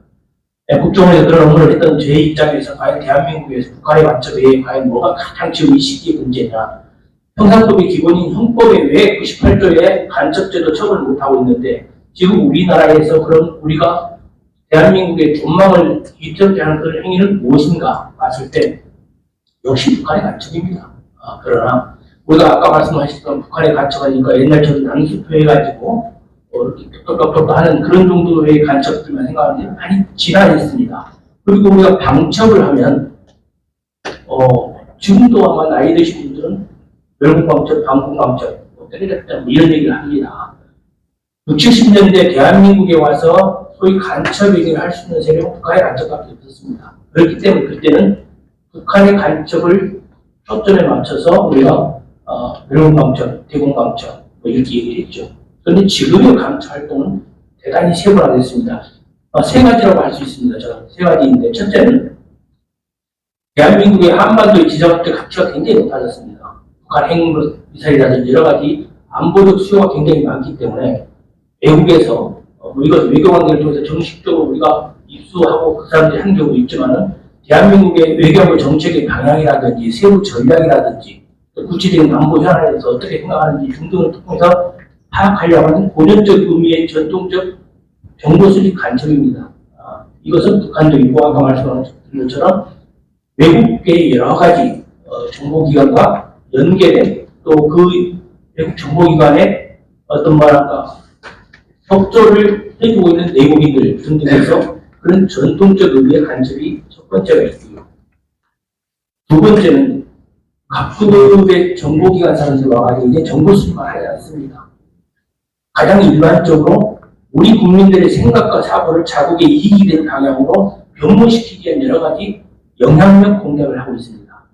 그걸 우리가 보통 인지전 활동이라고 하는데 사실은 옛날의 전쟁 같은 경우는 육상, 해상, 공군 또는 우주, 사이버 공간에서 전쟁이 이루어졌다면 지금의 앞으로의 전쟁은 사람의 생각을 바꾸려고 하는 인지전 활동이 굉장히 많이 높아졌고 실제 이 시간에도 우리 국내의 정책이라든지 안보 현안에 개입해가지고 자국의 이익 방향으로 바꾸려고 하는 노력이 굉장히 많아지고 있습니다. 사실은 그런 부분은 자칫 생각에 따라서는 정상적인 국가 간의 반대 활동을 할 수 있지만은 그걸 인위적으로 변경시키기 위해서 가짜뉴스를 유포한다든지 이간질을 한다든지 내정 간섭을 한다든지 특정한 사람을 시켜서 정부 정책을 반대하도록 한다든지 다양한 방법들이 동원이 되고 있습니다. 최근에 논란이 됐던 언론에도 다 봐서 알겠습니다만 우리 잠실 한강에 있는 사실 중국집 식당 동방용주라고 있습니다. 이런 자리가 그런 활동을 하기 위한 거적으로도 활용된 걸로 저희들은 의심을 하고 있습니다. 이건 뭐 전에 민감한 얘기지만. 그래서 그런 부분이라든지, 심지어는 중국에서 우리 방송국 사이트라고 위장해서 거기에서 우리 국내 여론을 조장하는 그런 활동들. 그래서 아까 말씀드린 전통적 의미의 정보 수집 플러스 지금 말씀드린 영향력 공작이 훨씬 더 심각한 수준으로 변화되고 있다. 그리고 그게 효과를 발휘하고 있다. 옛날처럼 난수표해가지고 대한민국의 정보 빼는 거 공개 자료도 많이 있습니다. 그렇기 때문에 그런 영향력 공작을 우리가 굉장히 중시해야 된다. 세 번째는 방금 말씀하셨지만 산업관입니다. 제가 국가핵심 기술을 보호하는 산업관을 총괄했던 입장에서 아까 방첩을 얘기할 때 북한에만 초점을 놨던 방첩이라고 얘기했는데 헌법이 처음에 만들어진 53년도에 우리나라 1인당 GDP가 아마 거기서도 67달러입니다. 우리가 지킬 게 아무것도 없었습니다. 그런 상황에서는 북한의 가치를 우리가 지킬 게 없는데 지금은 대한민국이 꼭 정확한 순위를 또 다룰 수 있습니다만 세계 10개 경제 강국입니다. 방산 기술도 5위에 해당됩니다. 국가 핵심 기술이 13개 분야 75개 이루고 있습니다. 만약 이게 나가면 삼성 반도체가 나가면 삼성만 망하는 게 아니고 대한민국의 전망과 우리 미래 세대의 생존은 굉장히 어려워질 수 있습니다. 그렇기 때문에 단순한 산업 스파이 산업과는 우리 대한민국의 직접적인 침공을 해오는 것 못지않게 굉장히 위태로워졌습니다. 제가 국장을 할 때 반도체 디스플레이 정확하게 제가 여기 다 말씀을 드릴 수 있습니다. 중국과의 기술 교차가 그래도 한 2년 1.7개월, 1년 정도로 나왔습니다. 그런데 나와서 후배들한테 얘기 들어보니까 훨씬 더 붙었습니다. 심지어는 역전된 경우도 있습니다. 그렇기 때문에 이제는 산업보안이 만약에 중국으로부터 이렇게 공격적으로 간다면 대한민국이 아마 경제력으로 우리의 국익을 지키기가 굉장히 어려울 수 있다. 특히 중국을 말씀을 드리면 중국은 사실은 우리하고 전략 사람이 다 같습니다. 주력 사람이 다 같기 때문에 또 미중 간의 여러 가지 경제적 갈등 때문에 한국이 주 타겟이 되고 있죠. 우리 기술 유출의 70%가 중국으로 가고 있습니다. 아까 우리 교수님께서 일본은 괜찮다는데 사실 일반국도 안심 못합니다. 그렇기 때문에 우리가 정말 대한민국의 생존을 지키기 위해서 아까 말씀드린 전통적 의미의 간첩행위, 또 영향력 공작, 또 이번에 말씀드린 산업과만큼은 절대적으로 우리가 보호를 해야 됩니다. 그런데 이런 것들이 과연 헌법 98조에 다 담겨있느냐? 담길 수가 없습니다, 사실. 그래서 아까 저 말씀드리기에 대한민국의 헌법 98조를 개정을 해서 만약에 적국이 아닌 외국 단체를 위하여서 국가기밀을 입수, 수립, 탐지 이런 식으로 변경한다면 국가기밀에 우리 판례상으로 사실 산업보안이 포함됩니다. 국가 핵심 기술로 딱 지정이 되어 있습니다. 기술이 좋다고 해서 그걸 유출했다고 해서 우리가 간첩으로 처벌한 게 아닙니다. 대한민국이 오랜 논의를 끝에서 산업부라든지 관련 부처들이 만나서 이것은 국가의 존망과 관련되니까 국가 핵심 기술을 지정합시다. 아까 유엔이 지정한 테러 단체에 한해서 테러 방지법을 적용할 수 있듯이 명확하게 법적으로 규정합니다. 그런 기술을 이적인 의사를 가지고 압니다. 이걸 빼내는 분들이 이게 나갔을 때 얼마나 큰 데미지가 온다는 것은 다 압니다. 그렇기 때문에 여담입니다만 사실 우리나라 많은 분들이 다른 애국심이 있기 때문에 또 그런 기술은 유출하려고 하지 않습니다. 그럼에도 불구하고 그런 대한민국의 심각한 이적인 의사를 가지고 그런 행위를 했을 때는 적어도 간첩에 준하는 안보 위협 행위로 처벌해야 된다. 그래서 간첩 제98조가 만약에 국가기밀을 유출한 자들이 변경이 된다면 그런 산업기밀도 충분히 커버할 수 있겠다라는 생각이 들고 특히 조금 전에 말씀드린 영향력 공작 부분은 절대 안심해서는 안 된다. 내국인이 자기가 우리 정부에 싫어서 또는 특정 국가가 좋아서 정정적인 비난하고 이간질하고 가짜뉴스를 방하는 것은 여기서 말하는 게 아닙니다. 외국 정보기관에 포섭이 돼서 그 사람들로부터 돈을 얻든지 포섭이 돼서 이게 대한민국에 심각한 위해가 된다는 사실을 알면서 하는 영향력 공작 행위에 대해서 바로 안보 위협 행위로 규제하자는 것입니다. 그래서 헌법에 앞으로 논의하는 과정에서 이 세 가지만큼은 꼭 한번 감안을 해주셨으면 좋겠고, 그런 취지에서 제가 우리 국힘에서 입법 발의한 내용들을 좀 살펴봤습니다. 헌법상 간첩죄 대상을 적국에서 외국으로 확장하고 또 행위를 국가 기밀 수집, 탐지, 보관, 누설, 전달 중대로 명확히 하고 있어서 저는 대단히 시의적절하고 공동으로 보고 있습니다. 특히 기존 간첩의 의미를 확장해서 외국의 사주를 받고 허위 사실, 외국 정보 유포, 정부 정책, 외교관계 개입을 위한 영향력 공작도 새로운 안보 위협으로 규정하고 있는 그런 입법안도 있어서 저는 매우 기대가 큽니다. 정말 마지막으로 말씀을 드리면은 뭐 국정원이 여러 가지 잘못된 부분도 많고 옛날부터 해서 여러 가지 논란도 있었습니다만 정말 대한민국의 안보와 안전, 미래를 지키기 위해 활동을 후배들이 열심히 하고 있습니다. 한 가지만 말씀드리면 스파이라고 얼굴에 써서 다니지 않습니다. 간첩이라고 정말 작용하는 단서를 가지고 오랜 세월 추적해서 검거하고 차단하고 예방 활동을 합니다. 심지어는 토요일, 일요일날 집에서 놀다가도 아이하고 같이 놀이터에서 놀다가도 일이 생기면 뛰어나가는 우리 요원들을 봤을 때 제가 굉장히 감동스럽게 생각한 적도 많습니다. 그런 직원들, 그런 사람들, 그런 분들이 대한민국의 안보를 지키는 데 필요한 기본법인 우리 형법의 개념과 함께 아무 말씀드린 우리 국민의힘 의원님들께서 발의한 그런 내용들이 잘 담아져서 정말 완벽한 방첩 시스템이 좀 만들어졌으면 하는 바람으로 제가 이 자리에 나왔습니다. 아무튼 끝까지 관심 갖고 잘 지원해 주시기 부탁드리겠습니다. 고맙습니다.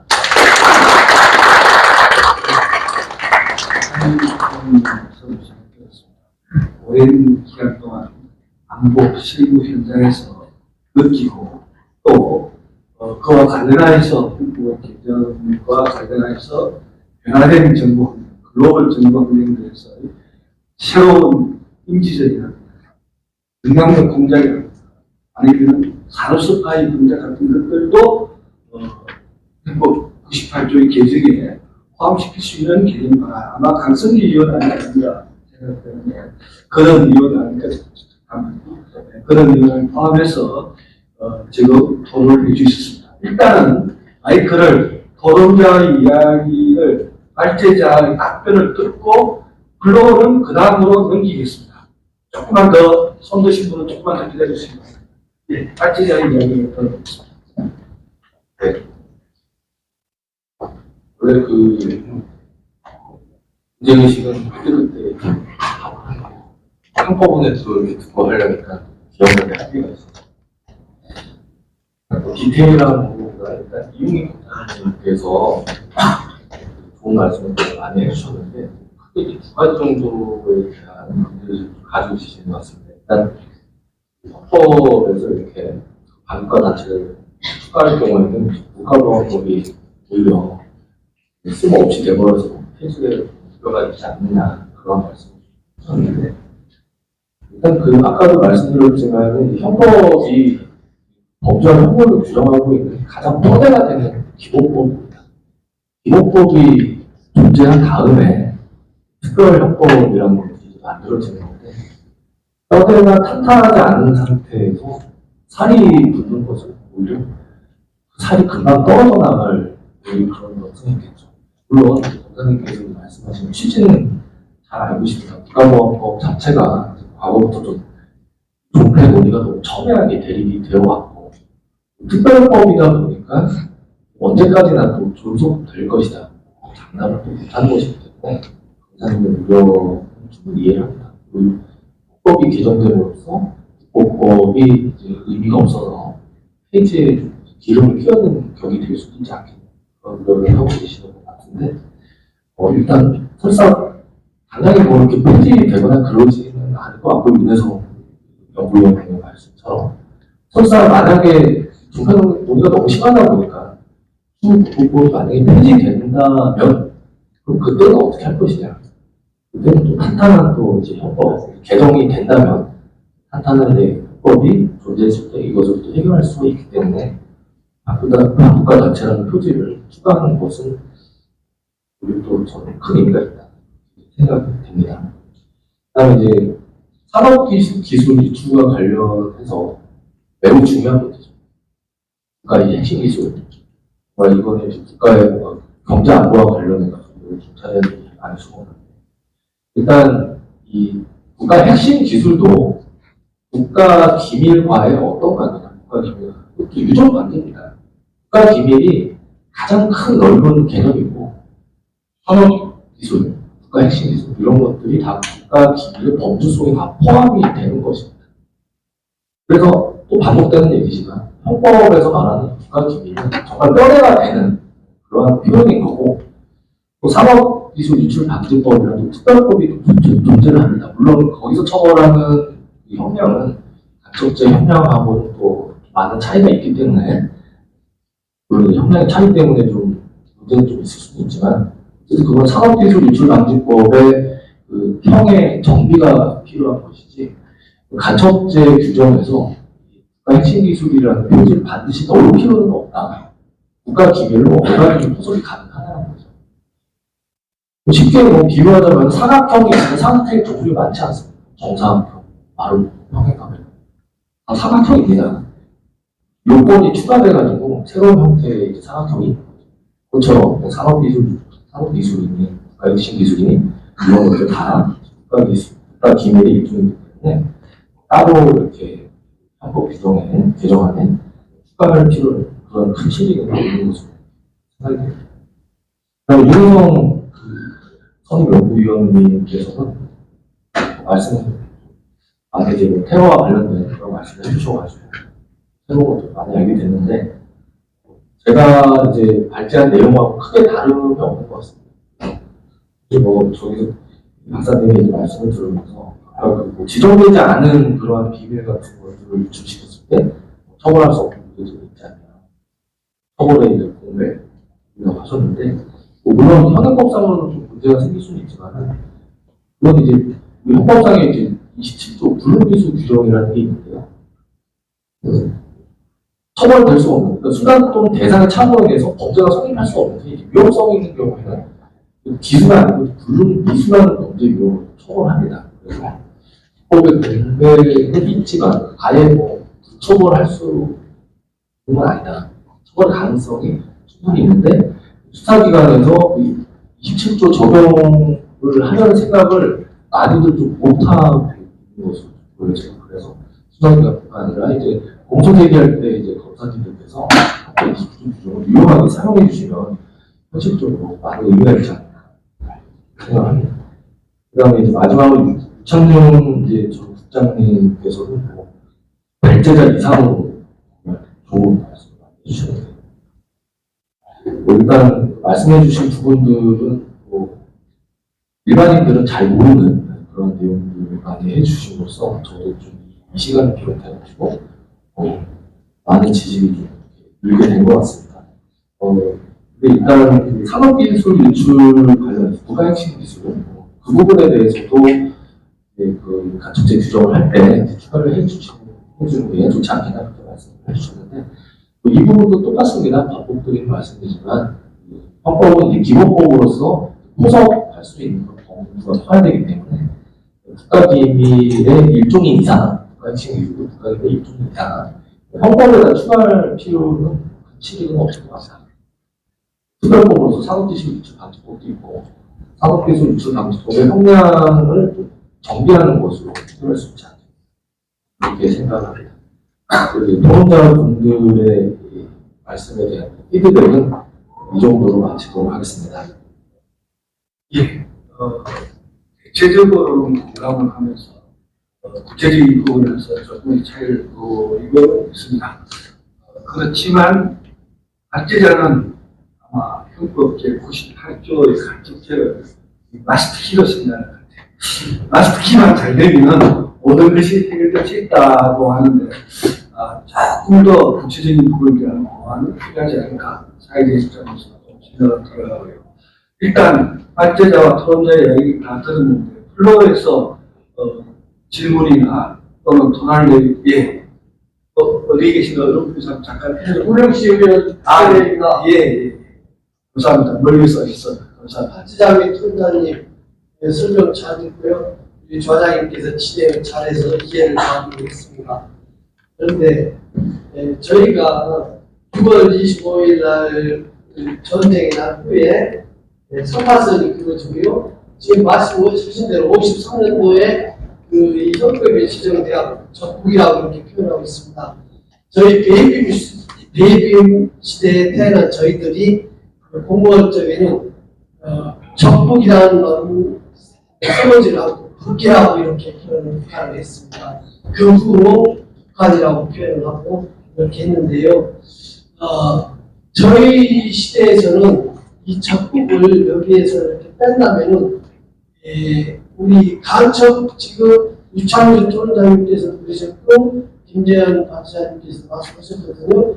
간첩하면 북한을 우선 나타낸다는 뜻으로 말씀하셨습니다. 저희들도 마찬가지입니다. 그래서 적국을 그렇게 빼지 마시고 저희 생각은 외국인 단체 그리고 적국을 무슨 한국의 반국가 단체라든지 이렇게 표현을 북한을 어느 정도로 표현을 해줘야 간첩하고 우리 국민들께서 우리 특히 베이비 시대에 태어난 국민들은 이해를 할 것 같습니다. 너무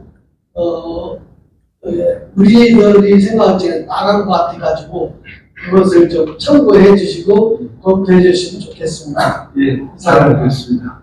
외국 충정의 마음 충분히 이해합니다. 적국을 뺀다고 해서 안국가 단체나 적국이 안 들어가는 것은 아닙니다. 그렇지만 저보다도 더 공부를 많이 하신 박재자 토론자분께서 좀 더 명확한 해설을 해주고 있으면 간단한 답변 듣도록 하겠습니다. 적국을 빼자라는 의미는 아닙니다. 적국만으로 한정되어 있는 게 부족하기 때문에 외국하고 외국 단체 추가하자고 말씀드렸습니다. 네. 북한을 위한 간첩 행위를 처벌하기 위해서는 외국인 단체를 추가한다고 해서 해결될 수 없기 때문에 반국가 단체라는 표현 또한 추가할 필요성이 있다. 예. 그렇게 말씀드립니다. 예, 제 의견도 그렇습니다. 네. 후보, 한국가라서도 후보, 외국의 유인자가 했다는 계산을 하시는 네, 맞습니다. 왜냐하면 적국이라는 지금 왜냐하면 이 적국이라는 개념 자체도 보면은 언제 어떻게 될지 모릅니다.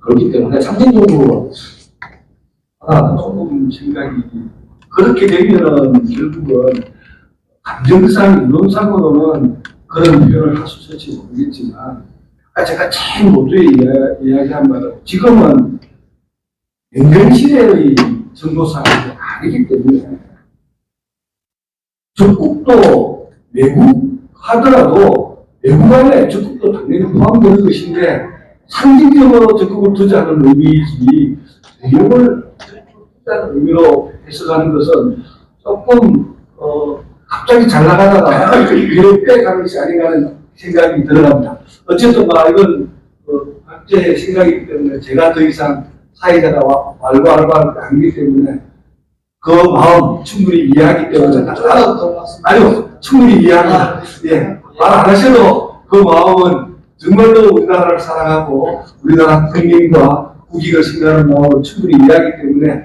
그 정도 하고 또 다른 분들 불러서 예. 네, 안녕하십니까. 저는 정보통신학에 재직하고 30대 청년입니다. 저는 MZ세대 입장에서 말씀드리고 싶은데요. 경제안보의 관점에서 좀 여쭤보고 있습니다. 아까 말씀 중에 이응희 원장님께 여쭤보고 싶은데요. 산업기술 유출 경쟁의 보호에 관한 법률에 따르면 10대 국회에 전신 자유한국당 때 통과가 됐습니다. 이 개정안이 통과가 됐는데 제가 여기서 좀 중점적으로 말씀드리고 싶은 부분은 이 산업 스파이의 개념 자체를 산업에 한정하는 게 맞는 건가 확대시켜서 지금은 모든 기업들이 특히 반도체나 통신이나 되게 기업의 가장 경쟁력이 있는 산업 분야가 생산형 AI를 주요 모델로 사업을 하고 있는데 이 산업, 그러니까 사람만이 꼭 이게 간첩 행위를 한다고 볼 수 있는 건가? 이것의 범위를 좀 확대해서 입법을 하는 것이 옳지 않은가 하는 생각을 있어서 이거에 대해서 어떻게 생각하시는지 궁금해서 좀 첫 번째 질문을 드리고요. 두 번째는 21대 국회 때로 이게 이 법이 폐기가 됐었는데 AI 기본법 관련된 내용인데요. 지금 안철수 의원이 AI 기본법 관련해서 대표가 했으나 이 내용에는 쉽게 얘기해서 북한이 이런 뭐 랜섬 에어나 이런 행동을 통해서 사스파이 행동을 한 것에 대한 처벌 내용은 빠져 있습니다. 그래서 이 AI 기본법에도 이런 내용을 포함시키고 더 나아가서는 이 물론 간첩 행위를 한 사람 처벌하는 게 당연하죠. 더 나아가서 그 얘기도 좀 하고 싶은데요. 개인정보 보호 위반 사례가 되게 많습니다. 그러니까 북한의 이러한 간첩 행위로 인해서 개인정보 유출 사례가 되게 심한데 이런 부분도 입법에 포함시키는 것이 어떠할까 하는 의견을 좀 여쭤보고 싶습니다. 마치겠습니다.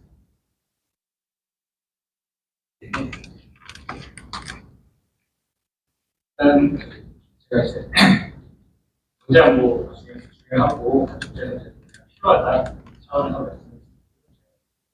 개인적으로 이제 갖고 있는 건 아마 이제 해가 필요하다 이거를 생각하고 있고요. 아마 이제 간접적 토론 자리니 다른 법에 대해서는 말씀해주신 내용 중에 사람 외에 다른 기업을 말씀하시는 것 같은데 그런 경우에는 이제 법인의 이제 형사 범죄 능력이 있느냐 저희가 얘기할 수가 있는데 우리나라에서는 일단은 사람의 그런 범죄 능력이고 기업 같은 법인의 경우에 법률 규정을 적용하고 있어서 그 부분에 이제 일반 법인 형법에 어떻게 적용할지에 대해서 좀 더 논의가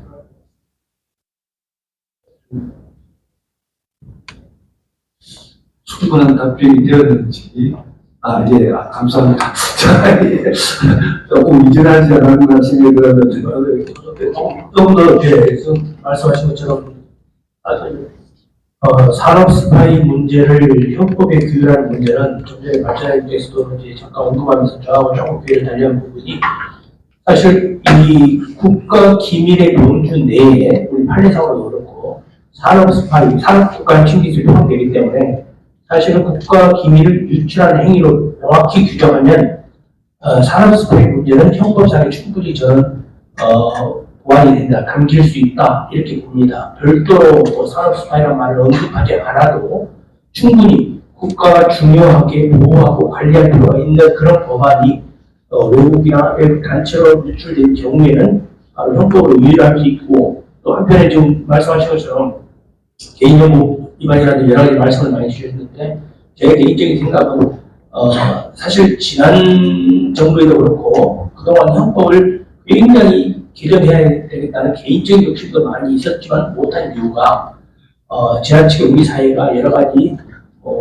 경우에 따라서는 이념 문제, 경우에 따른 여러 가지 논란을 한꺼번에 형법에 다 담다 보면 또 다시 혹시라도 실기할까 하는 그런 걱정도 없지 않아 있습니다. 그렇기 때문에 정말 간첩이라고 처벌을 못하는 이 상황만큼은 꼭 막아야 되겠다는 그런 일념하에서 형법을 이번 기회에 아까 저는 개인적으로 3가지 유형을 말씀을 드렸지만 그 3가지 유형이라도 꼭 반드시 담겨서 대한민국의 안전을 지켜야 되겠다 생각하고 그 다음에 발생되는 부분은 또 사회적인 어떤 공감대들 논의를 통해서 얼마든지 더 담을 수 있지 않느냐 생각해서 그런 부분을 좀 감안해 줬으면 좋겠다는 생각이 개인적으로 들었습니다. 네.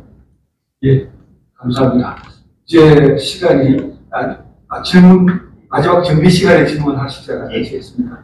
질문부터 질문부터 말대로 좀 아까 그 발제문에 있는 것 외에 그 보도의 불이유가 있기 때문에 이런 질문하는 사람 아직 없는 처벌을 해야 될 필요성을 한번 논의해보자 이렇게 말씀하셨는데 그 다음에 또 하신 말씀 중에 형량의 차등은 볼 수 있지만 이적 이사가 없는 경우에도 단지 수집하는 행위에 대해서 처벌할 필요가 있지 않냐는 말씀 주신 게 맞나요? 예, 맞습니다. 그러면 아까 이렇게 말씀하신 것처럼 업무상 비밀을 단정하거나 수집해야 되는 경우에는 처벌하기 어렵지만 그 이후에 누설할 경우에 이적 의사가 생긴 경우에는 처벌해야 되기 때문에 행위 유형으로 누설을 넣쳐야 되는데 그러면 지금 이적 의사가 없는 단지 수집에 대해서도 처벌을 한다면 만약에 이제 그 다음으로 넘어간다고 하더라도 그렇다면 여기의 불법성은 도대체 어디에서 찾을 것인지 이 탐지 수집 폐기에 대한 그 행위 반가치성은 어디에 표지를 두고 어떤 탐지 수집 폐기에 대해서 이적 의사가 없는 경우에도 도대체 어떤 행위 반가치성 때문에 저걸 하고 그 표지를 어디서 찾을 것인지에 대한 것이 궁금해서요. 일단 그 간첩죄의 모든 형법 규정들이 보면 보호법익이 있다 보니까 간첩죄에서 보면은 보호법익이 국가의 뭔가 존립과 관련된 안보와 관련된 내용들 안에 있습니다. 그러다 보니까 그것 자체가 유출되는 것 자체가 일단은 위험성을 내포하고 있는 행위라 보여줄 수가 있지 않겠냐. 그래서 적을 위한다는 그런 목적, 의사가 없다고 할지라도 뭐 개인적인 어떠한 궁금증이나 뭐 나중에 어디다가 본인이 뭐 협박을 하는 의사가 있을 수도 있고요. 개인의 주관적인 측면은 우리가 모두 알 수 없기 때문에 그래서 다른 일단 이적 의사 외에 다른 어떤 의사로서 수집하는 행위 자체만으로도 소명의 불법성이 있다. 왜냐하면 절대로 이제 유출돼서는 안 되기 때문에 그런 이제 국가에서 관리하는 그러한 이제 국가 기밀의 경우는 당연히 이제 보호가 되어야 되고 뭐 직무 관련해 가지고 우연히 뭐 취득하거나 직무 관련해서 취득하는 내용하고는 좀 다른 행위 유형이다. 그리고 탐지 수집할 권한이 없는 자가 이적 의사가 없지만 다른 법적인 목적을 가지고 탐지 수집하는 경우에도 처벌을 하자는 것이죠. 알겠습니다. 또 그런 굉장히 어려운 이론적인 문제를 포함하고 있는 것인데 간접죄가 위험범위나 실제범위나 또는 현대의 국가적 안보와 국민의 이익을 위해서 선행적 예방 조치를 어느 정도까지 인정할 것인가의 문제와 관련된 것이기 때문에 바로 즉답으로 그렇습니다 아닌가라고 영향이 어렵다는 것을 양해해 주시기 바랍니다. 예. 자, 딱 한 분만 더 받겠습니다. 네. 마지막. 네, 감사합니다. 질문을 기회 주셔서. 저 강선영 의원실에 최근대보자 합니다. 몇 가지 좀 궁금한 사항이 있어서 한번 세 가지 질문을 좀 드리겠습니다. 똑같은 질문인데요. 이우기 검사님께 질문이거든요. 사실상 이제 간첩죄나 아니면 국가보안법상에 이거는 이제 형사처벌을 가능하게 하는 부분은 적어도 이렇게 한다는 점을 알면서도 이러한 행위를 했다. 사실 이 목적성 규명이 굉장히 어려운 부분 같은데요. 탐지냐, 수집이냐, 그 다음에 누설까지 포함하느냐는 부분은 김재훈 교수님께서 이제 1차적으로 답변을 해 주셨고, 이우기 검사님께서 실질적으로 이거를 기소유지를 하기 위해서 이런 부분의 목적성에 대한 규명을 이적에 대한 목적에 대한 그 규정을 어떻게 잡아나가는 것이 옳은 것이 왜냐하면 적어도 이렇게 한다는 점이 시정 상황에 따라서 많이 변화가 있을 수 있고 국민적 시각이 달라질 수 있는 부분이 있는데 그 부분을 어떻게 이제 적용하는 것이 좋을 것인지에 대한 생각이 있으면 좀 답변을 부탁드리고요. 그다음에 윤혜성 연구위원님께 질문드리는 IS는 제가 위원회에서 테러단체로 가입이 돼 있는 것으로 제가 알고 있습니다. 아니라고 말씀하셨는데 그거 한번 좀 다시 한번 팩트 체크를 했으면 좋겠다는 생각이 들고 한 가지 궁금한 거는 이제 테러방지법과 이제 통합방위법에 관련된 상호 충돌성입니다. 이 북한의 소행으로 밝혀지지 않은 어떠한 사안이 발생했을 때 테러방지법과 이제 통합방위법 상에서의 충돌 문제는 결국에는 간사기관 해당 기관이 어느 간사기관에 되느냐에 문제가 되고 그거에 따라서 이제 현장 조사가 이루어지는 구성 요소가 달라지는 부분이 있는데 그거에 대한 의견이 있으시면 좀 말씀 부탁드립니다. 마지막으로 이창준 국장님께 질문 싶은 것은 좋은 말씀을 하시면 현재 이제 인지전이라는 얘기를 많이 하고 있습니다. 그거는 이제 민간뿐만 아니라 이제 군에서도 굉장히 논란의 소지가 좀 있습니다. 왜냐하면 인지전이라는 거에 대한 용어적 정의가 정확치 않다 보니까 지금 현재 나토에서 2024년도까지 인지전에 대한 개념적인 하겠다고 했지만 전 세계도 지금 공식적으로 인지전에 대한 개념을 정립하고 있는 나라는 없고 또 도리로 발전시킨 나라도 현재는 없습니다. 또한 영양공작과 인지전은 용어를 달리 사용을 하고 있지만 개념이 굉장히 유사하고 그거에 대한 개념 부분이 좀 모호한 상태에 있습니다. 그리고 영양공작도 이제 인플루언스 오퍼레이션이라고 이렇게 이제 영문으로 쓰고 있는데 우리는 이제 공작이라는 또 표현을 쓰고 있습니다. 그래서 이 언어적 거부감이 좀 있는 용어이다 보니까 사용을 좀 자제하는 부분이 있는데 이거에 대한 개념 정의가 좀 되어 있으면 그 부분에 대해서 좀 말씀해 주시면 예. 마지막에 제일 어려운 질문을 모았다가 그걸 하시네요. 그런 순서로 위원님, 국장님까지 이렇게 순 답변을 듣도록 하겠습니다. 질문 주신 부분은 이제 부적 지정을 이제 공소유지 관련해서 어떻게 해야 되는지 이 부적재의 국가기밀을 유형화시켰을 때 인증할 수 있는지에 대한 생각을 보셨는데 일단 제가 이렇게 개인적인 생각을 그런 거라고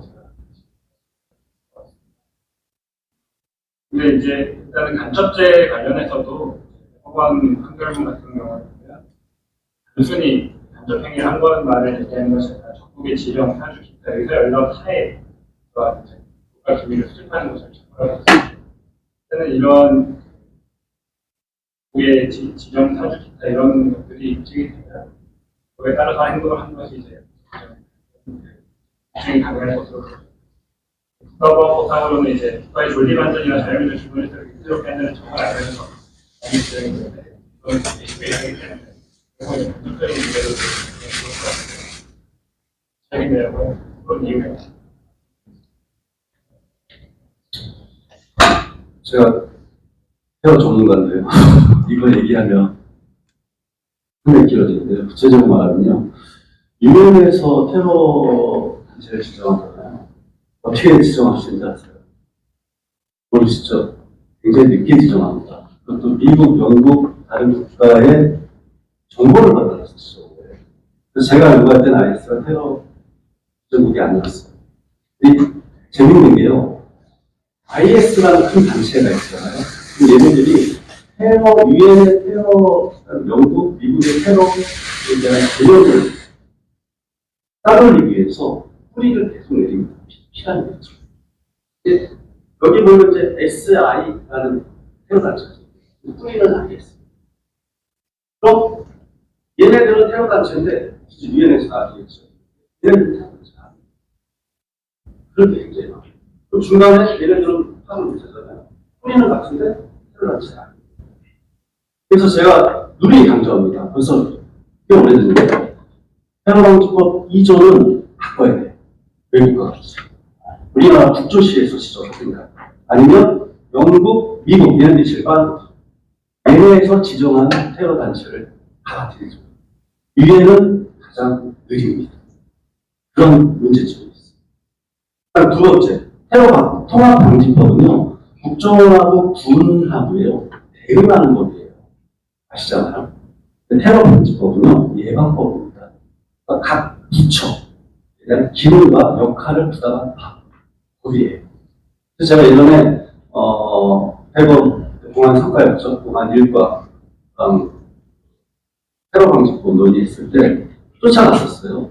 당시 대검 1과장님이 이면 부장님이었고 지금 대검 3과장님이 법무부 국장으로 계시는 송강 부장님이었는데 송강 부장님한테 쫓아갔어요.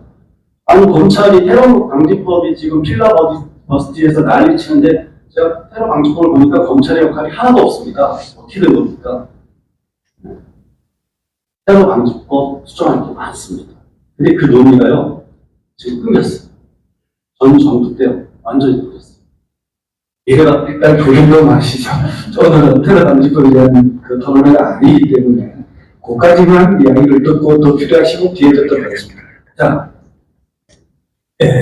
인지전과 영향력 공작에 대해서 말씀을 주셨는데 맞습니다. 지금 인지전이니 영향력 공작이니 하는 용어는 이제 사실은 상당히 연구가 진전되어 있고 또 그런 것들이 쓰이기 시작하지 사실은 확정되는 개념은 아닙니다. 그리고 더더욱 그런 인지전과 영향력 공작이 어떤 형태로 확정이 돼야 되냐. 사실 양태가 워낙 다양하기 때문에 다 포괄 못할 겁니다. 그렇기 때문에 이걸 형법의 인지전이라든지 또는 영향력 공작이라는 용어가 들어가면 어려울 겁니다. 다만 제가 말씀드린 것은 저희는 실무를 했던 사람으로서 그런 범위를 포함해서 영향력 공작이라는 그렇게 아포레이션이라는 단어를 쓰고 있는 것인데 형법에 담아야 할 부분이 있다면 전에도 말씀드린 것처럼 정보기관, 외국 정보기관에 포섭되어서 또는 연계해서 허위 뉴스를 허위 사실을 유포하거나 극심한 사회적 혼란을 조장한 행위는 이렇게 나올 수가 있겠죠. 그래서 모든 인지전과 영향력 공작에 관한 양들을 다 포괄할 수 있는 없는 상황이기 때문에 최소한 말도 안 되는 가짜뉴스라든지 사회 혼란을 조장하는 행위만큼은 더구나 연계돼서 그것은 형법의 새로운 안보 이해를 담아야 되겠다. 그 점을 말씀을 드린 겁니다. 예, 여러분들의 뜨거운 공성에 오늘 안보 행사 토론을 성공리에 마쳤습니다. 마지막으로 오늘 이 운정회를 주최해 주신 김동혁 최고위원님의 정리 발언을 듣고 마치도록 하겠습니다. 박수로. 고맙습니다. 그리고 오늘 자장을 맡아주신 박광민 의원님 고맙습니다. 그리고 발제해 주신 김현우 교수님 고맙습니다. 토론해 주신 김희 검사님, 장윤정 부장님, 그리고 이래서 연구위원님 고맙습니다. 21대 법사위에서 1소위에서 헌법 98조에 대한 논의를 하면서 저는 그 내용을 충분히 이해하고 있었다고 생각했는데 오늘 토론을 하다 보니까 제가 더 이해해야 될 부분들이 있고 또 지난번 21대 논의했던 것보다 논의를 좀 더 넓혀야 될 부분도 제가 발견한 것 같습니다. 기본법을 바꾼다고 하는 것은 참 어려운 과정입니다. 그래서 이번에 한번 바꿀 때 제대로 바꿀 수 있도록 노력해야 될 텐데 오늘 토론회가 거기에 대한 많은 시사점을 준 거에 대해서 감사드리고 충실하게 토론 준비를 해주신 우리 자장 그리고 발제하신 분 토론회원들께 다시 한번 감사드리겠습니다. 그리고 마지막으로 멀리 고령 서천에서 올라오셔서 끝까지 자리 지켜주신 이 지역의 어르신들께 진심으로 감사드립니다. 고맙습니다.